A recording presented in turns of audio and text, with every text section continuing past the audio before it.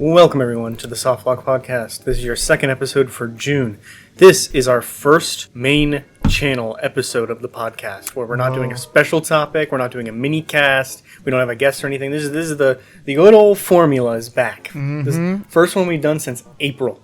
So it does feel, I was going to say, it feels like we haven't done like just an episode or really recorded anything in so long. It feels like, but we have it was just like special editions, you know? Yeah. So we're back to the grind now. I, of course, am one of your hosts, Jake Eisman, and joining me is the Pepperoni Meister himself, Jonathan Colella. How are you doing today? I am Big Floppa.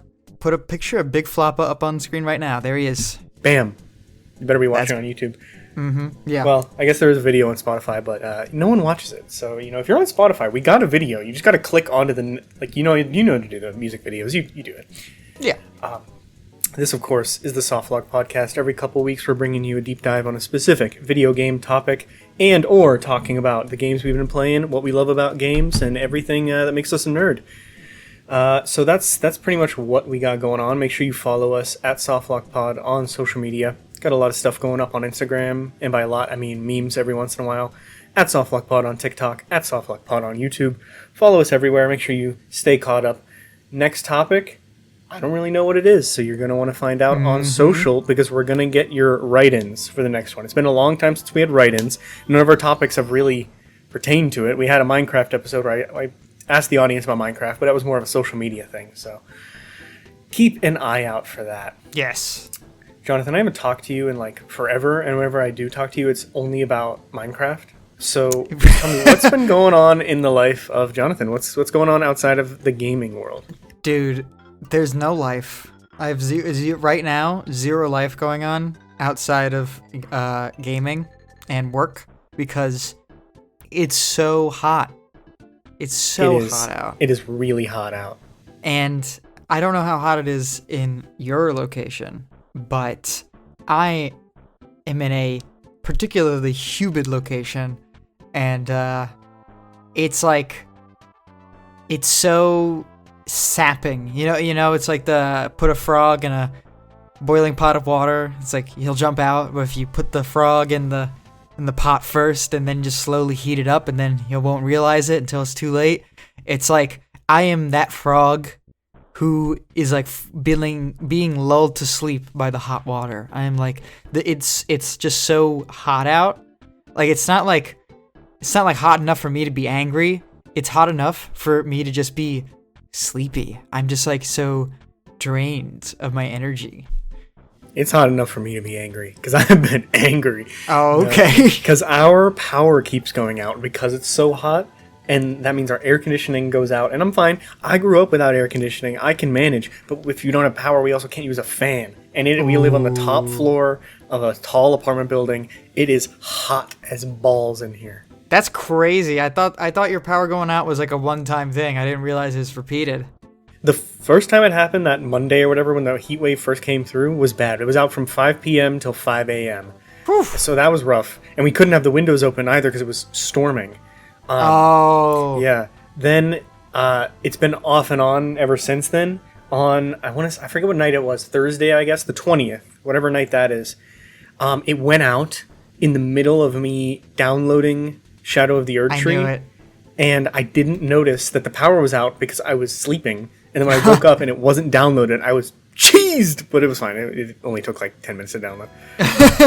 I would have been cheesed too, honestly. I knew it was gonna interfere with Shadow of the Erdtree in some way. I kind of felt it.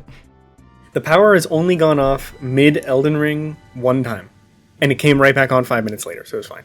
Oh, okay. I would sob, honestly, if I was you. I'm also I've been doing a lot of stuff outside lately, so I'm also feeling that super tired. I went outside exactly one time today, and when I came home, I just laid down. I was so tired. But I'm getting ready to go on a backpacking trip tomorrow. So by the time this posts, I'll already be in the wilderness, and I'm not looking forward to the heat. But I am looking forward to when you're on a long trip like that, a camping trip or whatever. Eventually the pain just stops, and you get to zone out and just think for the rest of the trip. So I'm looking forward to that. Yes. Once you kind of just acclimate to it, your body's just like, all right, we're in it, and then like you're not bothered by it until you touch air conditioning again, and then you're like, oh, thank God. Yeah. I got my bag packed with powdered peanut butter and tuna and pita pockets, so I'm ready to go. Powdered peanut butter? Excuse me. Yeah, it's like a protein supplement, but I like to bring it on backpacking trips because it weighs nothing, and you just add a little bit of water to it, and it turns back into peanut butter. It tastes crazy. good too. Mm-hmm. That's crazy. Yeah, I love the future. It is when they first came out with it a couple years ago. It's probably been around forever. When I first heard about it a couple years ago, I I just took a big spoonful and put it right in my mouth without watering it first, and it was like cinnamon challenge levels of like I coughed once, and the whole kitchen was covered in peanut butter. I did that with hot chocolate powder once. And it's just like I think everyone has that idea once. Very few actually go through and do it. And let me tell you, I'm not doing that again. Yeah. It was horrible. It's like sand. I couldn't even drink water to get it to go down because it's peanut butter. So yeah, it became like glue. coating your esophagus, and you choke and die. Yeah, well, that's a genuine fear. That's why like the cinnamon challenge apparently was actually like really bad. Like multiple people died because it like if it got in your lungs and whatnot, and you like couldn't breathe because you're so much like coughing, you couldn't stop coughing, and it like fills your lungs with dust pretty much. Oh my God. Yeah, so don't do that at home, kids. Just Jesus Christ. Stick to regular peanut butter. Well, and enough about that. Yes. Anything else going on that you want to talk about? No, it's just, if you're listening to this right now and you're hot, just try to stay cool as much as you can. Cause Jake texted me like yesterday. I think you just texted me, how are you doing? And I was just like in bed. And I think I just wrote back, I'm just here, man. I'm just existing on this planet. I'm just getting worried through about this you when wave. you said that. Yeah, I just like, sometimes you just need your body just decides like we're not existing for a little while, and it's gonna be during this heat wave, and I'm like, all right, whatever. Yeah, no big deal. Let's just get It's through a good time it. for gaming. It is a good time for gaming, and I have been gaming. Speaking of gaming, Yes. our topic this week is Summer Games Fest. Is there an S? I don't know. Summer Game Fest 2024. That's Jeff Keighley's knockoff E3. Yes. And the surrounding summer showcases that go along with that. So we're gonna be talking about PlayStation, Xbox, Nintendo, and the big one, the Summer Game Fest showcase. I know Ubisoft had something, Limited Run had something, but back in 2020, I tried to cover all this very seriously and journalistically, and it broke me. So no, we're doing the big four. That's it. I think Too that's many plenty. games are being announced yearly. It's like this is something I have realized while watching these presentations, where I'm just like, this is too much. This is too much, and my brain can't take it no more. Too many games are coming out yearly. That's the problem. Is like even if something in one of these showcases that I'm like, ain't no way I'm playing that. I don't have time. Yeah, exactly. In like 2013, there's a decent chance I would have at least put it on my Christmas list or something. You know what I mean? Yeah. See, that's what I think we're gonna you're gonna see this when we're gonna talk about our our lists of things that caught our interest. But I'm at the point of my life, and I feel like I said this maybe last year, but I'm at the point in my life where I'm just like, man, I have a job now, and you're showcasing 50 games. I can't be interested in all 50 of these, man. Well, that's the thing is none of these, and we did talk about this last year, and we'll get to this in the topic.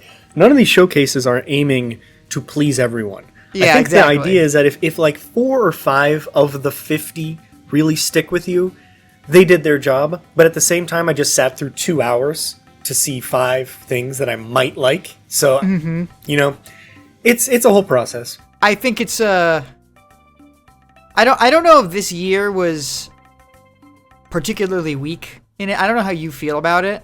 I felt like I was a little underwhelmed this year, frankly. And I don't really know if that's just a me thing or if I'm in the wrong headspace when I was like consuming these game fests or whatever. But I don't know. I feel like some of the luster is kind of going away. Maybe ever since E3 stopped being a thing. I feel like it's kind of losing some of its luster each year. I think we look back on E3 with rose-colored glasses. I honestly think this is par for the course. I don't think this was better or worse than any other year, really. Right. Yeah. I think maybe it's just I just remember E3 they had more attention to certain games. You know? Well, they also had every company had a dedicated 2-hour show. That's true. Yeah, that's true. So we got a lot more. I think that's probably the problem. I kind of get whiplash. I actually, not to like praise E3 too much, because I really don't know if E3 was like the best way to do things, but the fact that E3 went on for so long, there really was a lot of attention towards certain things. And you can kind of tune in and tune out as like you go along. It's like, Doom the Dark Ages probably would have gotten like 20 minutes. It's like, we're going to show you the first level. And then I feel like maybe opinions would have been different because of that. But now we're just going. We're just going. The whole presentation, everything that was once like 3 days to like a week is now can be all consumed in about like 4 hours, which is kind of crazy. Yeah. And thank God everyone got their shit together, because 2020 and 2021, I swear to God, every single developer had their own showcase. Yeah. And things were getting lost in the shuffle. Like if Bethesda had their own showcase this year, I don't know if Doom would have made as big of a splash as it did. So there's two sides to everything. Yeah, because who the fuck's going? Who's like, I'm gonna watch the Bethesda showcase? The Bethesda showcase was always great back in the day. Oh, was there? Is that like an actual thing that they did? Yeah, that's like where they had the Fallout 4. Like you can go there, you can do that. That was E3 Bethesda. You know what I mean? Yeah. I guess I just can't see the purpose of it now. When you can when it's just so much easier to just be like, just put it in Xbox or something. Yeah. I don't know. I feel hypocritical saying that because I just said I need it to be longer. I don't know. I feel very complicated about these things. If you want my full thoughts on it, go to the episode we did last year around this time. I won't talk about it anymore. Let's talk about now. Yeah, let's talk about some of the games we've been playing, review some games, and then we'll hop into our reviews of the actual shows themselves. I think it's always good to just start with the games, even if we've already dove into it, just because, we'll talk about the topic until the topic is dead, and the podcast, it cannot go on anymore. So yes. Let's talk about some games now. Do you wanna take this one off, Jonathan? Yes, and I do have another bi-monthly speed round, shorter than the usual rounds, but I kind of like doing the speed rounds. I feel like I'm making a lot of progress, and you ask me questions, and then I can divulge. Can I put in a request? Yeah, sure. Can you take one or two of these games from the speed round and expound to your heart's content about them more than the other ones? Sure. I would like to hear. I want to get some meat on the bone. And I will do that with Fallout. I will do that with the Fallout game. Fallout Uno? The original, yes. The OG from post-nuclear the 90s. RPG. Yes. I will talk in length about that one. But first, let's do a little speed round in order. I think the last we heard from me was I finished Doom 2016. And of course, I absolutely adore Doom 2016. And then I immediately went to play Doom Eternal. Doom Eternal, it's very good. It's a bit scattered, but I prefer the more concentrated, concise design of 2016. I will not lie, but Doom Eternal is unlike most action games I've ever played, and it is very, very good. Also, I played the best first-person platformer. That could be true. Well, actually, there aren't many of them. Have you played Mirror's Edge? I played a bit of Mirror's Edge. I didn't think it was as special as everyone says it is. I don't really remember much of it. I'm gonna have to test that one out again. I played another platformer. It's called Animal Well. Animal Well was also very, very good. It was not as deep as I thought it was going to be when I first got into it. I was under the impression, I went in like no spoilers, and I just watched some of the spooky trailers on Big Mode Games, and I was like, oh, this seems like really deep. This seems like it's going to go down paths that I would never have expected, and it's going to do things that I never would have thought of. And it didn't do that. It was just a very competent Metroidvania style like platformer with no combat, just puzzles, with really unique visual style and audio design.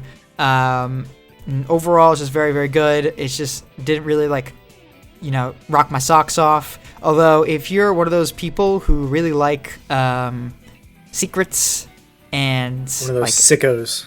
Yeah, one of those sickos who like secrets and then out of bounds stuff and Morse codes and hieroglyphs and secret hints that make you find the true secret ending, then that might be really, really interesting to you. And Manuel's really good for that. But for little baby mode Jonathan, I just thought it was very good. Played Fallout. Well, you know what? I'll say that for last. Get into that later. I played Paper Mario: The Thousand Year Door. Just finished that the other day. That's also very, very good. And I'm not going to lie. Actually, all three of these games that I just said, Doom Eternal, Animal Well, and Paper Mario: The Thousand Year Door, all 8 out of 10s I gave them. So that's why I keep on saying very, very good, because I gave them all 8 out of 10s. Thousand Year Door, it's just the original Thousand Year Door, but it looks really nice. It has some changes in it, but extremely minor changes. It's a couple of small little post-game additions that are cute, but really, it's just Thousand Year Door. And Thousand Year Door is one of the Nintendo greats, I would say. Maybe that's a lot of nostalgia on my part, but it really is just fun to go through, especially for your first time. But I do think Thousand Year Door actually gets worse the more you play it. I think repeated playthroughs of Thousand Year Door kind of show more of its flaws and how it can be kind of boring and formulaic, especially with the backtracking. Level design is actually bad. There's so much backtracking through just corridors for some reason. It's really, really bizarre choice. But for your first playthrough, it's probably going to be a phenomenal game. I played through Thousand Year Door 3 times. And on this third playthrough, I was like, oh, wait a minute. This is actually kind of bad, these things. But they're easily ignorable. So Does it look that much better? Because I don't really have that much of a frame of reference, but it doesn't look like... It's not blowing my socks off or anything. It's one of those remakes where you don't realize how different it looks and how good it looks until you really put it side by side. Look at a side-by-side image, and I think your tune will be changed. I do think... I've heard some people are like, Thousand Year Door is one of the best games, best looking game on the Switch ever. The best looking Nintendo game ever. I don't think that's true. It is a very good looking game. And that's kind of it. It just looks good. It's got a good aesthetic. It does do a lot of the paper gag very well that the original kind of didn't really land as well. Like Paper Mario. Have you seen the original Paper Mario on N64? Mm-hmm. Yeah. It's not really like paper. It's just they're 2D assets in a 3D world. But I don't really remember if they do any paper gags. They do actually a lot of paper gags in this one. And things actually look like they're made out of paper or cardboard or related materials. And the original just simply did not look like that. And that's probably due to how the hardware couldn't just, make detailed things that replicated real life objects that well. But now it really does feel like paper, just cool. Feels good. So that's my 3 speed round entries. Let's talk about Fallout. Man, Fallout 1 is so strange. It's really weird comparing Fallout 1 to Fallout 2, because I'm playing Fallout 2 right now, and I'm 25 hours into it, and I'm still just finding quests, and I haven't discovered a ton of locations, and I'm still doing the main story, and I'm not running out of things to do. Meanwhile, Fallout 1 feels like a dried up skeleton in comparison. Fallout 1 is super bare bones, actually. it's like kind of surprising how sparse content is in that game. Did you get that feeling when you played it? Oh yeah, definitely. It's weird. I equated Fallout 1 and its map and all the towns and things to do within to be a very well-made homebrew D&D campaign where the person has a full-time job and this is just something they did on the side. Fallout That's 2 good. is like Baldur's Gate is comparison. Yeah, dude, Fallout 2 is... I know you started playing it, but you didn't really get too into it, but it really is, like, it's nuts. It's actually, like, nuts how deep it goes. And I'm not really surprised, because I really do think a lot of the legwork was probably just making Fallout 1, like, engine and graphics and all that shit first. But then by the time they were making Fallout 2 came out, like, a year later. I think, like, barely a year later they made Fallout 2. And it's kind of similar, like Majora's Mask or even New Vegas. New Vegas was made also very, very quickly because really they had all the assets. I think probably most of the problem to begin with was making the game to begin with. But now they're like, okay, we have the game. We have the game. Now we just have to make a bunch of scenarios that mesh together well and just sharpen it. And that's all they did, and it's really, really good. But I'm not talking about Fallout 2, I'm talking about Fallout 1. And the problem is with Fallout 1 is that I feel like I have almost nothing to say about it, besides it's super unbalanced, first of all. Yeah. Crazy unbalanced. And I think my final hours on Steam for Fallout 1 was, let me check right now. My final hours for Fallout 1 was due to I did 3 playthroughs of Fallout 1. The first 2 were not playthroughs? No. Not full. I got like maybe halfway through my first playthrough and then I soft locked myself. Oh. Soft lock. Hey. Which is not true actually. I'm sorry. I hard locked myself. I like ruined my save because I went into the glow. And I had both of my save slots in the glow. Oh no. And I did not bring any Radex or Radaway. And there's this stupid fucking mechanic in Fallout 1. I can't believe that they actually went through with it.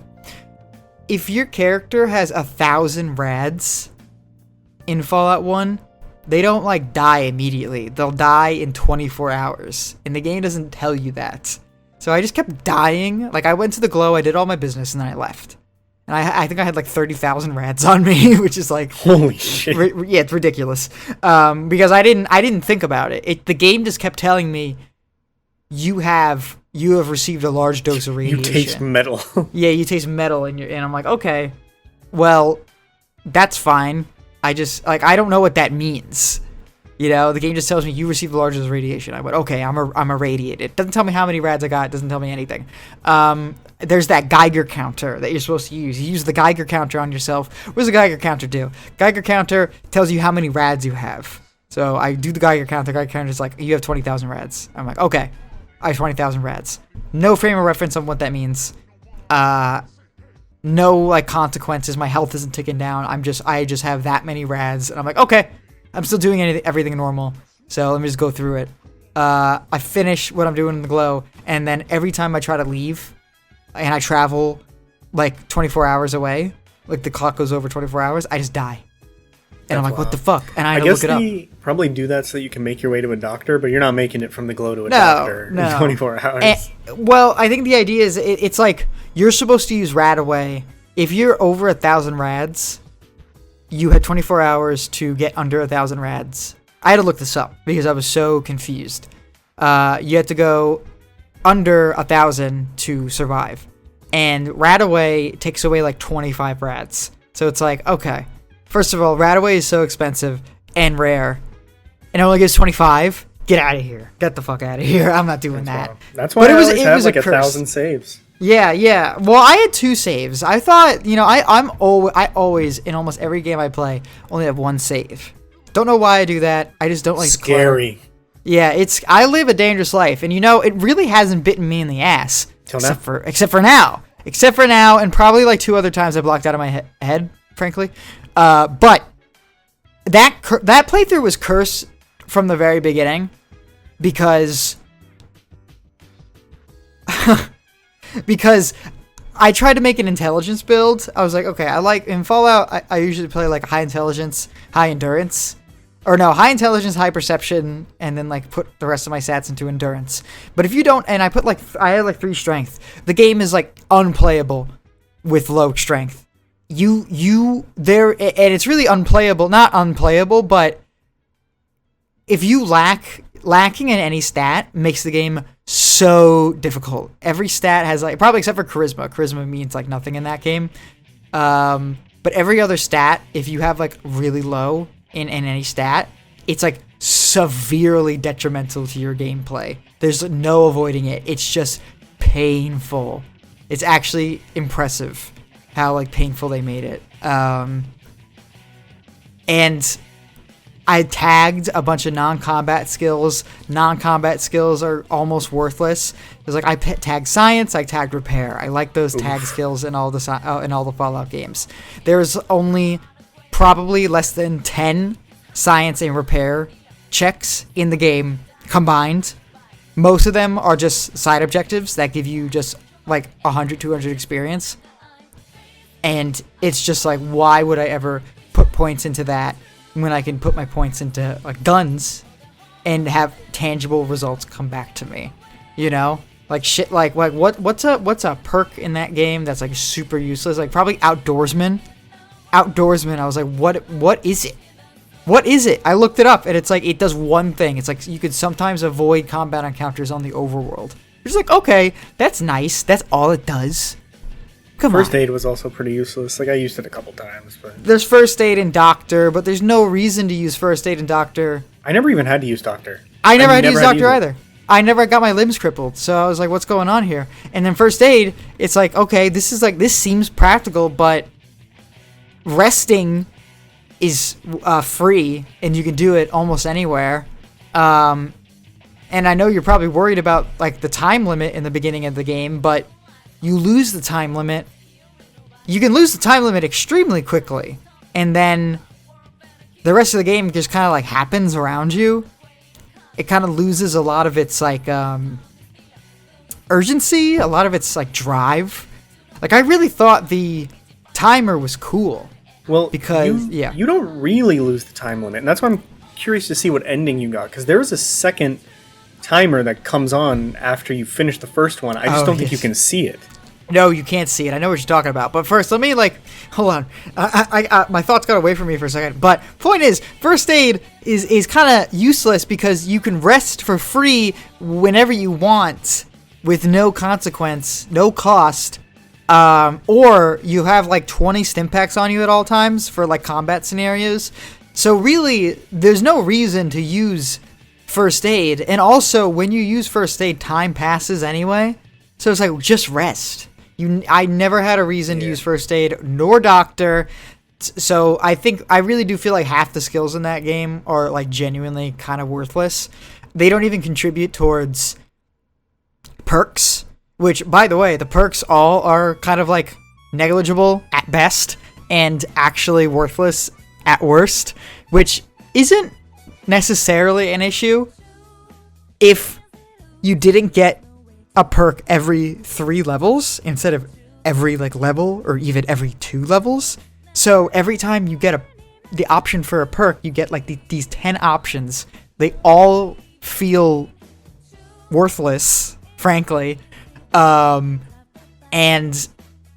you just pick one arbitrarily, and it's always the wrong choice, and then you have to wait 3 levels to get your next one.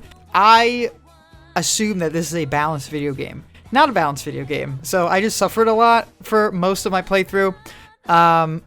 And yeah, so the perks are unbalanced, and then, you're like, whatever, I'll just pick this perk and I'll just get like a better perk later. Hopefully I'll unlock a new perk later. But, the game is so short. It's a very short game. My total playtime is 25 hours, and that is between 2 incomplete playthroughs that were in varying levels of the game. And then finally a final playthrough, which took maybe like less than 10 hours, because the game's really short. I beat the game at like level like 11 or 12, so that means I got 3 perks. Yeah. Once you know what you're doing, you can blow through it. Yeah, once you know what you're doing, it's super easy, super straightforward, and it's just like they were really getting their footing, and I'm really glad that they like made this video game, because they really put out something like pretty unique, and it was cool to see like the history of Fallout and see like, oh, that's a sound effect that they kept in the game. I remember like that they kept that sound effect the whole series. That's cool. They changed this, but like, oh, here's a gecko. Ooh, those are in Fallout New Vegas. That's very cool. But like, it is an old ass game. It is an old game it's a new series from an old game. No, I'm sorry, a new game of a series, and it is just like, it is frankly sloppily put together, I would say. Just in terms of gameplay. Everything else about the game is very good. Visuals, unique, very appealing. I really like it. Bloody Mess perk makes it very satisfying to go into combat. It's very funny. The sound is fine, actually. It's charming. I mean, it's charming. The characters are really cool, like the talking heads. That's really cool. I really like that. Every time I got to a talking head, I was like, ooh, yes, speak more to me, doing quests for them. The ask me about thing is like interesting, but never worked. It just doesn't work. You just you just ignore it. It's interesting to mess with the first couple of NPCs you talk to, especially the ones with spoken lines, with voice acting. But once you're past that, you're like, all right, I don't need to do this. And then by the end of the game, you're just like, you're just kind of going through it. And honestly, all the other things about Fallout 1 are really good, but it's just the gameplay. Because Fallout, you have to play the game the way the game wants you to play. I don't know how you finished your playthrough, but I finished my playthrough in full power armor, with big guns, and I used a minigun to shred like 3 super mutants at a time. And that's how I played most of the third act of the game. I was in power armor using big guns, and I just cannot imagine going through that game without using power armor and big guns. How did you do it? I did most of the game with a sniper and a shotgun, and I would just keep my distance, and then I had like some crazy shotgun that would pretty much take out anything in 1 or 2 hits if you were right in front of them. And then towards the end of the game, I decided I wanted power armor, so I went on like a long side quest to get power armor from the one that you repair in the Brotherhood of Steel. Right. But there's a bug in that quest that locked me out of getting it, so I downloaded Cheat Engine and gave it to myself. Oh, that's funny. That is funny. Yeah, I got the power armor, and then I was like, oh, you can get the hardened power armor. I'm like, what's the hardened power armor? Hardened power armor is you have to do this like small little thing. You have to go to this character in the hub, and you have to give him chemistry books, and he will use this like chemical process to harden your power armor, and you'll get better power armor, has higher damage resistance. I was like, I want that because I'm getting my fucking teeth kicked in because I decided to give myself 10 strength. I was like, I'm gonna be the strongest man in the wasteland, and I was. I brutalized everything I came across, but I made my endurance like 4, so I had like no health. But because I had vaguely below average endurance, I was getting decimated by everything. I was like, please, man, please, I can't do it. So I was like, all right, I'm going to get the hardened power armor. Try to get the hardened power armor. I don't have any chemistry books. I'm like, okay, I need to get some chemistry books. We're going to get some chemistry books. Go to the library in the hub. Okay, go to the library in the hub. Librarian won't speak to me because oh, this is kind of my fault. But yeah, well, no, I wasn't evil, but I made my character, his name is Mean Gene. And I just kind of was like this big tough guy who did the right thing, but if it was within his best interest to kind of be like a dick, then he would do it. And I was like, this librarian was like, I'm gonna give you this hollow disc that will progress the main quest if you give me like 500 caps. And I'm like, poor shit at this point in the game. And I'm like, I'm not doing that. I'm just gonna intimidate you. So I intimidated her, and now she won't talk to me, so I can't get the chemistry books. so I can't get the hardened power armor, and that's just it. It's gone. I just don't get the hardened power armor for the rest of the game. So I felt very at odds with the gameplay system of Fallout 1. You know, I don't know if that's how you felt, but I really felt like it was so against me every single step in the way. I thought that once I got going, it was like, all right, I see the formula here. I don't enjoy partaking in the formula, but I was more interested in the story and the characters than I thought I would be based on how the writing was at the beginning. I think towards the end it really finds its footing, and that's what kept me in. Yeah, it starts like to pick up at the end, but I really kind of wish that they kept I really kind of wish they kept the water chip MacGuffin like a thing the entire game, to be honest with you, because I just felt a lot of urgency was gone. And I know, let's talk about that second timer, I guess. That second timer is like once you beat the game. No, I'm sorry. Once you get the water chip, the time limit goes away. But then there's another timer where after a certain amount of days have passed since like you left the vault, certain areas will get different endings. So I got most of my endings for villages and places were like the Master's Army raze this village to the ground because I took too long. I'm like, okay, whatever, man. Whatever you say. I was just so over it by the time I was done with it because I just kind of I was fighting an uphill battle the whole time. I was in the Mariposa military base and I was like, I'm going to engage in these super mutants. And then I would have like a whole successful encounter with these super mutants. Full health. Like they can't even touch me. And then a single super mutant would get a critical hit on me with a minigun and do like 400 damage. And I would just like, it would just be like a go fuck yourself. It's like, what could I do about that besides have better luck? Nothing. I just have to take my L and deal. And that is what most of the game felt like. Just the balance was just super, super off. And it really grinded my bones, bro. But I just have to admire all the other aspects of it. And you know what? These are the reasons why there's restoration patches to fix old, unbalanced games. It's true. And I did play with the Fallout Fix mod, which does make everything a bit more concise, but I played it on like the vanilla version, so it doesn't change any like the combat or anything. So maybe I had a little bit better of an experience because of that, but I don't think it was by much. Yeah. I had the brutal experience. I had the experience of the little children in the 90s who played this. I spoke about that for a fucking long-ass time. I'm done talking about video games. Unless you have any questions, what did you play? I've been playing. It's a DLC weekend for me. So at Summer Game Fest, the boy Sam Lake came out on stage and shadow dropped the Alan Wake 2 DLC. Yes, he did. So I made a little bit of a meme about this the other day, but Alan Wake 2 seriously is like, I can't shake that game. Like I'm constantly thinking about how much I enjoyed that game. It's like I might even go back and re-review it, like play it again and re-review it, because I'm like, I really, really enjoyed my time with Alan Wake 2.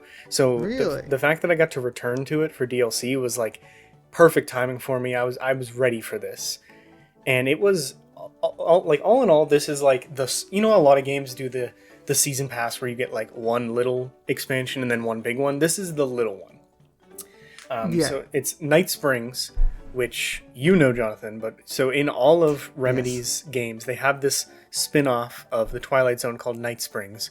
And in Alan Wake, the first one, and then in all like Quantum Break, Control, and now Alan Wake 2, they have episodes that are written by Alan. And American Nightmare, a game that me and you just adore, is an episode of Night Springs that's like Alan writing it as an attempt to get him freed from the dark place or whatever. And this DLC is 3 more episodes that are all other failed attempts of him trying to escape the dark place. But instead of being a standalone, incredibly boring game, it's 3 one-hour episodes that are very well put together. So yeah. Yes, it's kind of reminiscent of the tragic American Nightmare I'm seeing. Yeah, no, it's definitely like Alan Wake 2 American Nightmare is what this is going for, but But like good. it is, yeah. But like Okay. good is the best way to explain it. So episode 1, called Number One Fan, you play as Rose from the Oh Dear Diner, which she was like a fan favorite character for Alan Wake 1, but in 2 she really gets a lot of screen time and a lot of character development and everything. Oh, she's in that? She's in Alan Wake 2? I didn't know that. Yep, she's in Alan Wake 2. She's a main character.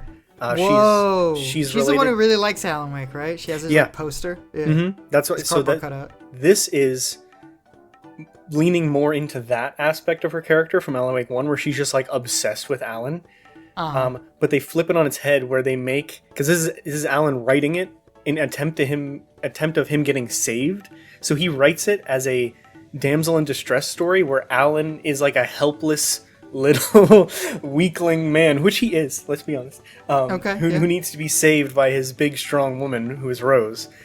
And it's straight up a comedy. It is so funny, and they do something that I think was the right call, where they give you essentially unlimited ammo, fully upgraded weapons that are far upgraded beyond what you could even get in the base game, and they take away the flashlight mechanic. You're just out there clicking heads and popping zombies open left and right. That's crazy. That's nuts, the idea of them taking away the flashlight mechanic. I was surprised as well, because you go out into daytime, and like there are some fights in Alan Wake 1 and 2 that are in the daytime, but you still have to use the flashlight. But it's just like such a different setting, and you don't have to worry about flashlight, you don't have to worry about ammo, you just go poof, poof, you run through like waves of enemies, and you're chasing Scratch, because you're trying to save Alan. But they portray Mr. Scratch as like a bad guy from a Twilight movie. So he's super edgy, and he's a greaser, and he's like he's just misunderstood, man. And I love this episode so much, but one thing I have to spoil for you, because like this is it's one of the greatest jokes in any game I've ever played. You're in a boss fight where the boss turns into a werewolf and fights you. And then halfway through, his second phase is he says, "And my motorcycle is also a werewolf." And then you're fighting two werewolves because the motorcycle revs up and then transforms and jumps at your face. That's awesome. That's also the most insane thing I've heard all year. I literally laughed out loud at my monitor screen so loud when that happened. It was awesome. But yeah, really fun first episode. Second episode, called North Star, you play as Jesse Faden, who's the main character from Control. Oh, that's wild. Mm-hmm. And in Control, they had a DLC that was called AWE. That's like, AWE is their thing for like Altered World Event in Control, but it's also like Alan Wake episode or edition or whatever. Alan Wake episode. That's like kind of what they were playing on. Because Right. in Control, in that DLC, the big bad, like the boss, is the Doctor from Alan Wake 1, I think. I haven't played it, so I'm not sure. But like just some random side character, and it ties in both games. Right, of course. So this is kind of like their flip of that, where now you're playing Control in Alan Wake, and they try to mimic that as best as they can, but I don't know how much you've seen of Control. I know you say you're not really interested in it, but that game, the big thing they have going for it is you have like a ton of abilities. So you're flying, you're like telekinesing boxes and throwing them at people, you're like clicking people's heads together and then they like fly into the sky. So they try to mimic the gameplay style of that in a survival horror game, but they're not gonna put all the crazy abilities in it, so they just give you like a super fucked up pistol that just like is a laser gun. It's like it shoots so comically fast. And you feel like that dodge. You have the flashlight in this one, but it mimics it in the way that you're like dodging around a bunch of enemies and then trying to get headshots with a really fast gun. And I'm like, yeah, sure, that mimics it well enough, I would suppose. And the other thing they do is in Control, your main objective, there's no like objective markers, but in that game, the main character has like a thing in her head. I don't know. It's like an alien or a demon or something. Okay. And it does like this diegetic, like polygons show up around the thing you're supposed to go to. And so they put that in here. And that was really cool to see it in Alan Wake. This one was a little disappointing because there's a lot of backtracking. a lot of puzzles that are just like whatever, and then there's barely any combat encounters, even though I told you they had this crazy gun that I wanted to use more of. Rail gun. Yeah. But then the ending is really good, so it kind of got me with that. Overall, this is my least favorite episode, but it's still worth playing, especially if you're a fan of the Remedy games or whatever. I see. All right. And then the third episode is my favorite. The third episode is called Timebreaker, and so this one, I'm not going to explain that. Like it would take way too long to explain. So all I'm going to say is, you play as the actor Shawn Ashmore, the real life actor who plays the main character in Quantum Break, which is another Remedy game. And Sam Lake is in this one because he's the director of the thing that you're recording as Shawn Ashmore. But Remedy doesn't own the rights to Quantum Break, so they can't say that you're Jack Joyce, who's the main character of that game. But, like, you are. And it's very obvious that that's what they're doing. And this episode is 1 hour, like, boilerplate, very fast-paced breakdown of what the sequel to Quantum Break would have been if they ever made it. And so they pick up right where that game leaves off, and then they take you through all the lore that they establish in that game, and at the end, they leave it on another cliffhanger, so who knows, maybe we'll be getting an expansion on that at some point. Yeah, I noticed that a lot of cliffhangers in the Alan Wake verse. I know that I kind of thought that they were gonna end Alan Wake with 2, because I was like, well, this is the long-awaited sequel after over a decade. They're gonna get him out. We're gonna get a happy ending, and then I haven't played it, but I do know it doesn't end very well for him. It does not. The what's it called? New Game Plus has a new ending that seems to point that things will be a little bit better. I see. But yeah, so Timebreaker, so Remedy is kind of, nowadays, they always make the news for being those people who are doing FMV, that are making all this original music with, like, Old Gods of Asgard and other, like, popular artists come in and make music for them. And their whole, like, shtick is, like, we're multimedia. It's not just a game. It's a game and a show. It's a game and a musical in Alan Wake 2. And so in this episode, they have a comic book. They have a text adventure. They have a side-scrolling video game. They really, really go all out on this one. So if at the very least you're at all interested in seeing something you've never seen before, this is worth playing to see games pushed to their extremes. I do like the idea of a good text adventure. It has a ASCII image of Alan Wake. Okay, of course. Yeah, of course. Why wouldn't they? and I'm not even fucking with you. I understand that I'm like a decently big fanboy for this kind of thing. I sincerely think that the moment where they put ASCII art of Alan Wake's face on the screen hits so hard as a dramatic beat that my heart sunk when I saw it. Even though it's does so it like silly. look funny, or is it just? It looks funny. It looks really funny. Not on purpose. It's just the fact that it exists is what's funny. That it's just Alan Wake ASCII art. So, yeah. I see it. Okay, I see it. That is hilarious. But it's in such a dramatic moment that really matters, and it's so funny though. Oh, I can imagine. I bet. I mean, so much of Alan Wake feels very tongue-in-cheek because it's like, it's like so stupid, but also the most serious thing I've ever seen in my life. Like all of Alan Wake 1 is just like, this is so dumb, but I am so into it right now. You gotta play 2, man. I do have to play 2. I love Alan Wake 1. Like, I was actually so surprised with Alan Wake 1 that I was like, I can't believe how along for the ride I was. There's so many layers upon it that I went from like silly to real to silly and real to a phenomenal. It's 1 is remarkable, 2 is like, it is unspeakably good for the same reasons. Yeah, I gotta get into that. I heard they were making a physical edition. Mm-hmm. Yeah, and it comes with the DLC and all that. So if you buy the physical, you get all that. And then real, like, mini review, because I do want to talk about Elden Ring real quick. Okay. Mini reviews that... This is for you, Jonathan. Anyone who's thinking about playing Alan Wake 2, before you play Alan Wake 2, you really should play Quantum Break. It's only 10 hours long. And it is actually a very good third-person shooter. It's very much the same gameplay style as Alan Wake 1, but they refined it so much. It's not as funny, but I think what they do with that game is really special.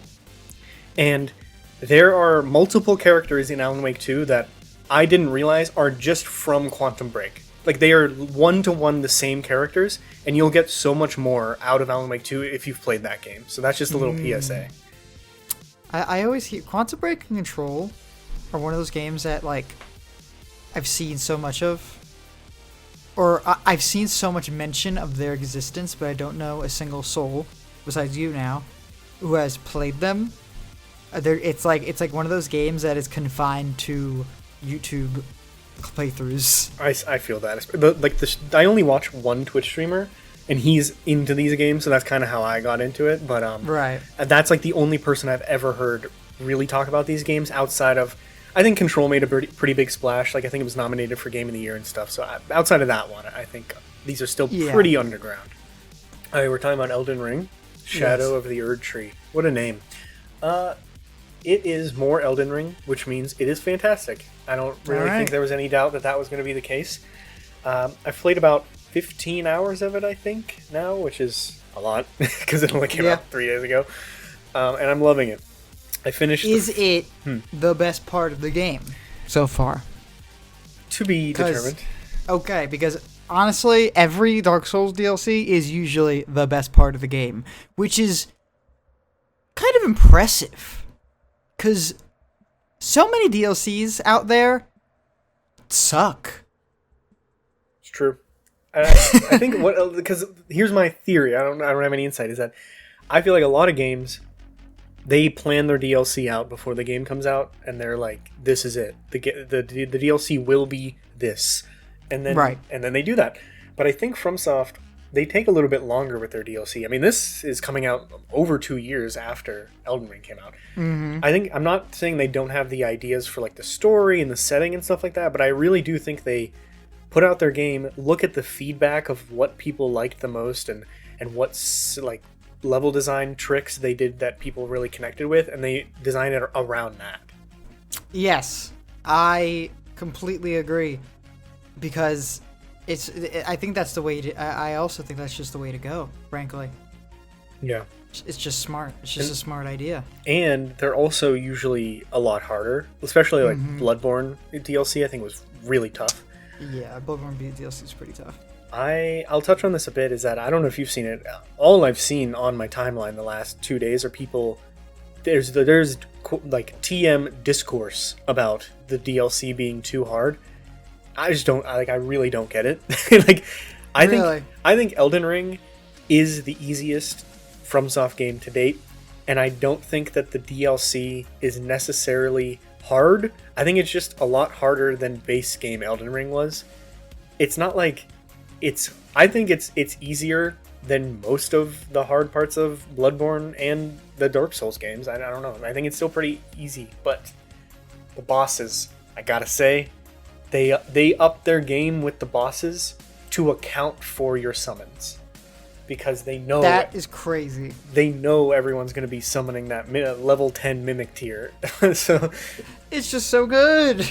It is. I actually stopped using it towards the end of my Elden Ring playthrough, because I was like, oh, this is like actually trivializing the bosses. Like, I'm one or two trying them with the Mimic tier. Mm-hmm. So I stopped using it. On my most recent playthrough that I did leading up to this DLC, I didn't use it at all, and I was fine. So like, I think it's more of a crutch than anything. But so the way I know that they're doing this is that the number one thing you'll notice with the bosses in the DLC is that almost all of them have a move that is fast enough that they do as soon as you enter the fog gate, that it'll hit you before you can get your summon off if you try to instantly summon. And most bosses didn't do that before. Some of them had a few, but even then you could try and squeak it out. Now it's like most bosses will come right for your throat. Yeah, most Dark Souls bosses have the slow walk towards you. Yeah. You know, that's just like one of the classic design choices. And I think that it's a very good DLC so far.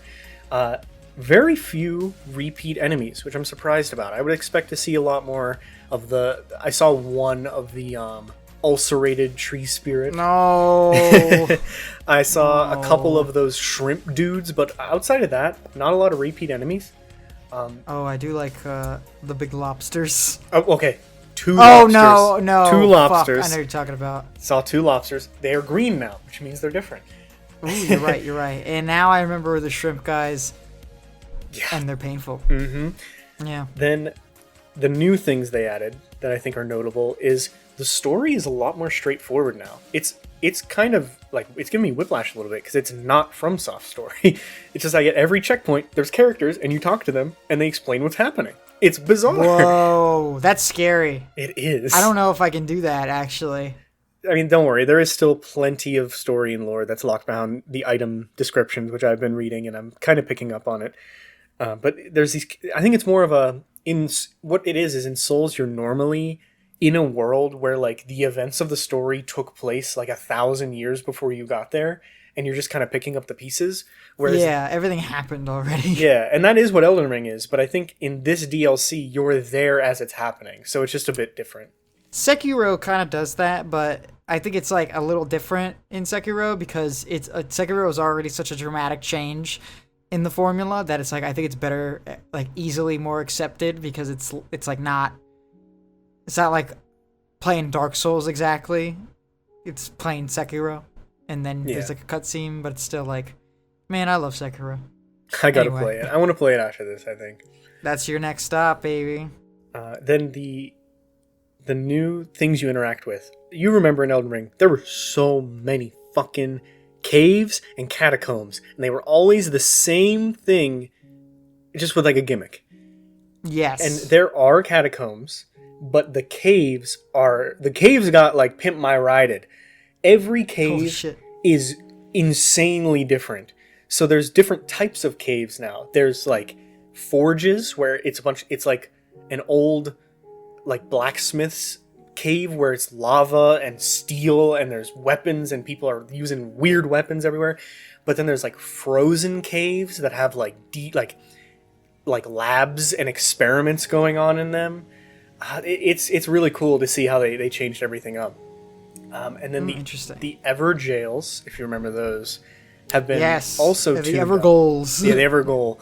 They've been tuned up where now they aren't mandatory, but they're very much on your path, and they are a lot harder. They're also underground for some reason.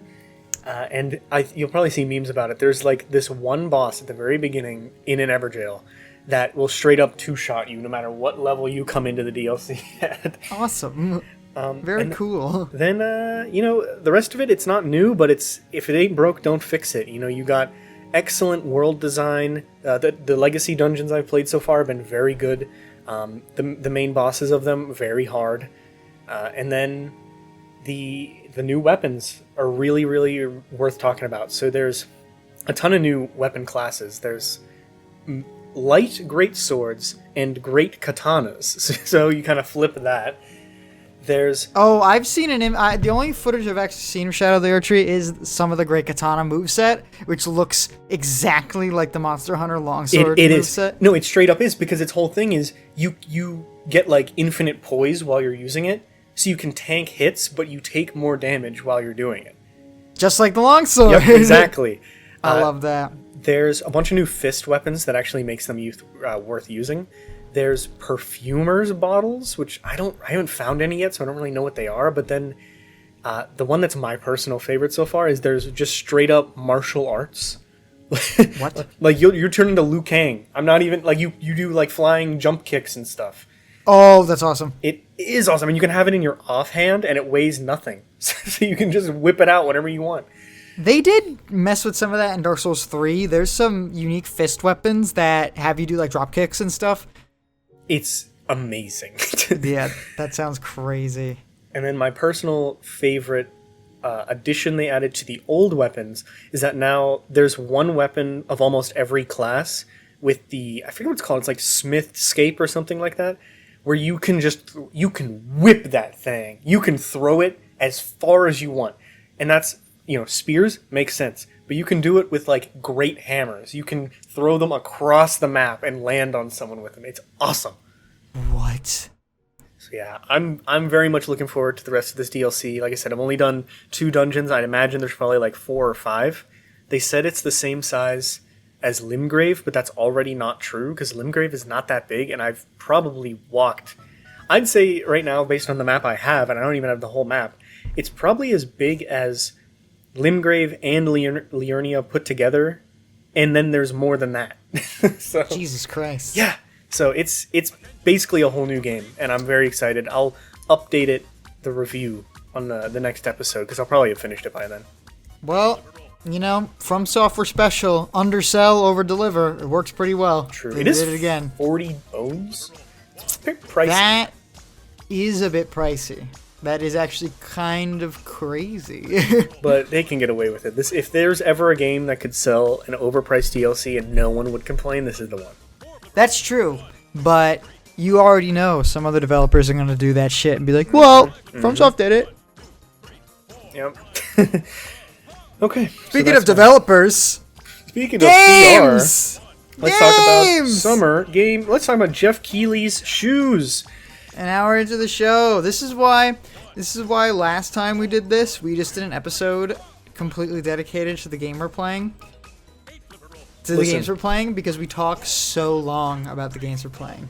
Listen, you get an hour for games, you get 45 minutes for the topic. I think that's for fair. the topic. You're right. You if you're watching the show, you're probably one of our friends. You know how it is.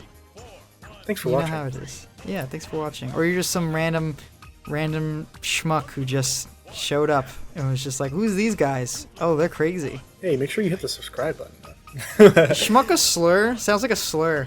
It sounds like, yeah, but I don't think it is. I feel bad for that one. But no, because then the person who's listening is like, you know what? I am a schmuck. And now you just changed his life. He's going to go to the gym. He's going to get a job. Yeah, you're right. I'm talking about myself. You're okay. I changed it all for you. Yeah. So yes, the Summer Game Fest 2024 happened. It's been a bit now, so a bit removed, but it was eventful. Nintendo took their sweet ass time announcing the Direct, so we were all on the edge of our seat for most of it, being like, this Xbox show is pretty good, but where's Metroid Prime 4? And we got it. We got it. Yep. So we're going to be going through each showcase. We're doing a little format that I found on a couple different podcasts here and there called Roses, Buds, and Thorns. I don't really know who made it. I've seen a lot of people attribute it to Janet Garcia from Pentapixels, so if that's true, shout out Janet. If not, thanks for introducing me to it. And it's a what good this format. is we're going to take a rose is something that we saw and we're all the way into. I don't need to see any more trailers. As soon as I get the money, I'm pre-ordering. Let me not pre-order, but I'm buying this thing day one. I'm ready. And it's just something that showed really well. A bud is something that we saw either for the first time or a follow-up on something we knew about, that we saw it and we're still like, you know what, I want to love this. I like where your head's at. I need a little bit more, or I need you to change something about what I saw to be better, and then I'm all in. And then a thorn is something that we either saw for the first time and we're just like, this looks like dog water, or something that we were excited about and now we're not anymore. And I know we have a lot of games to go through. We're not going to talk about all the games.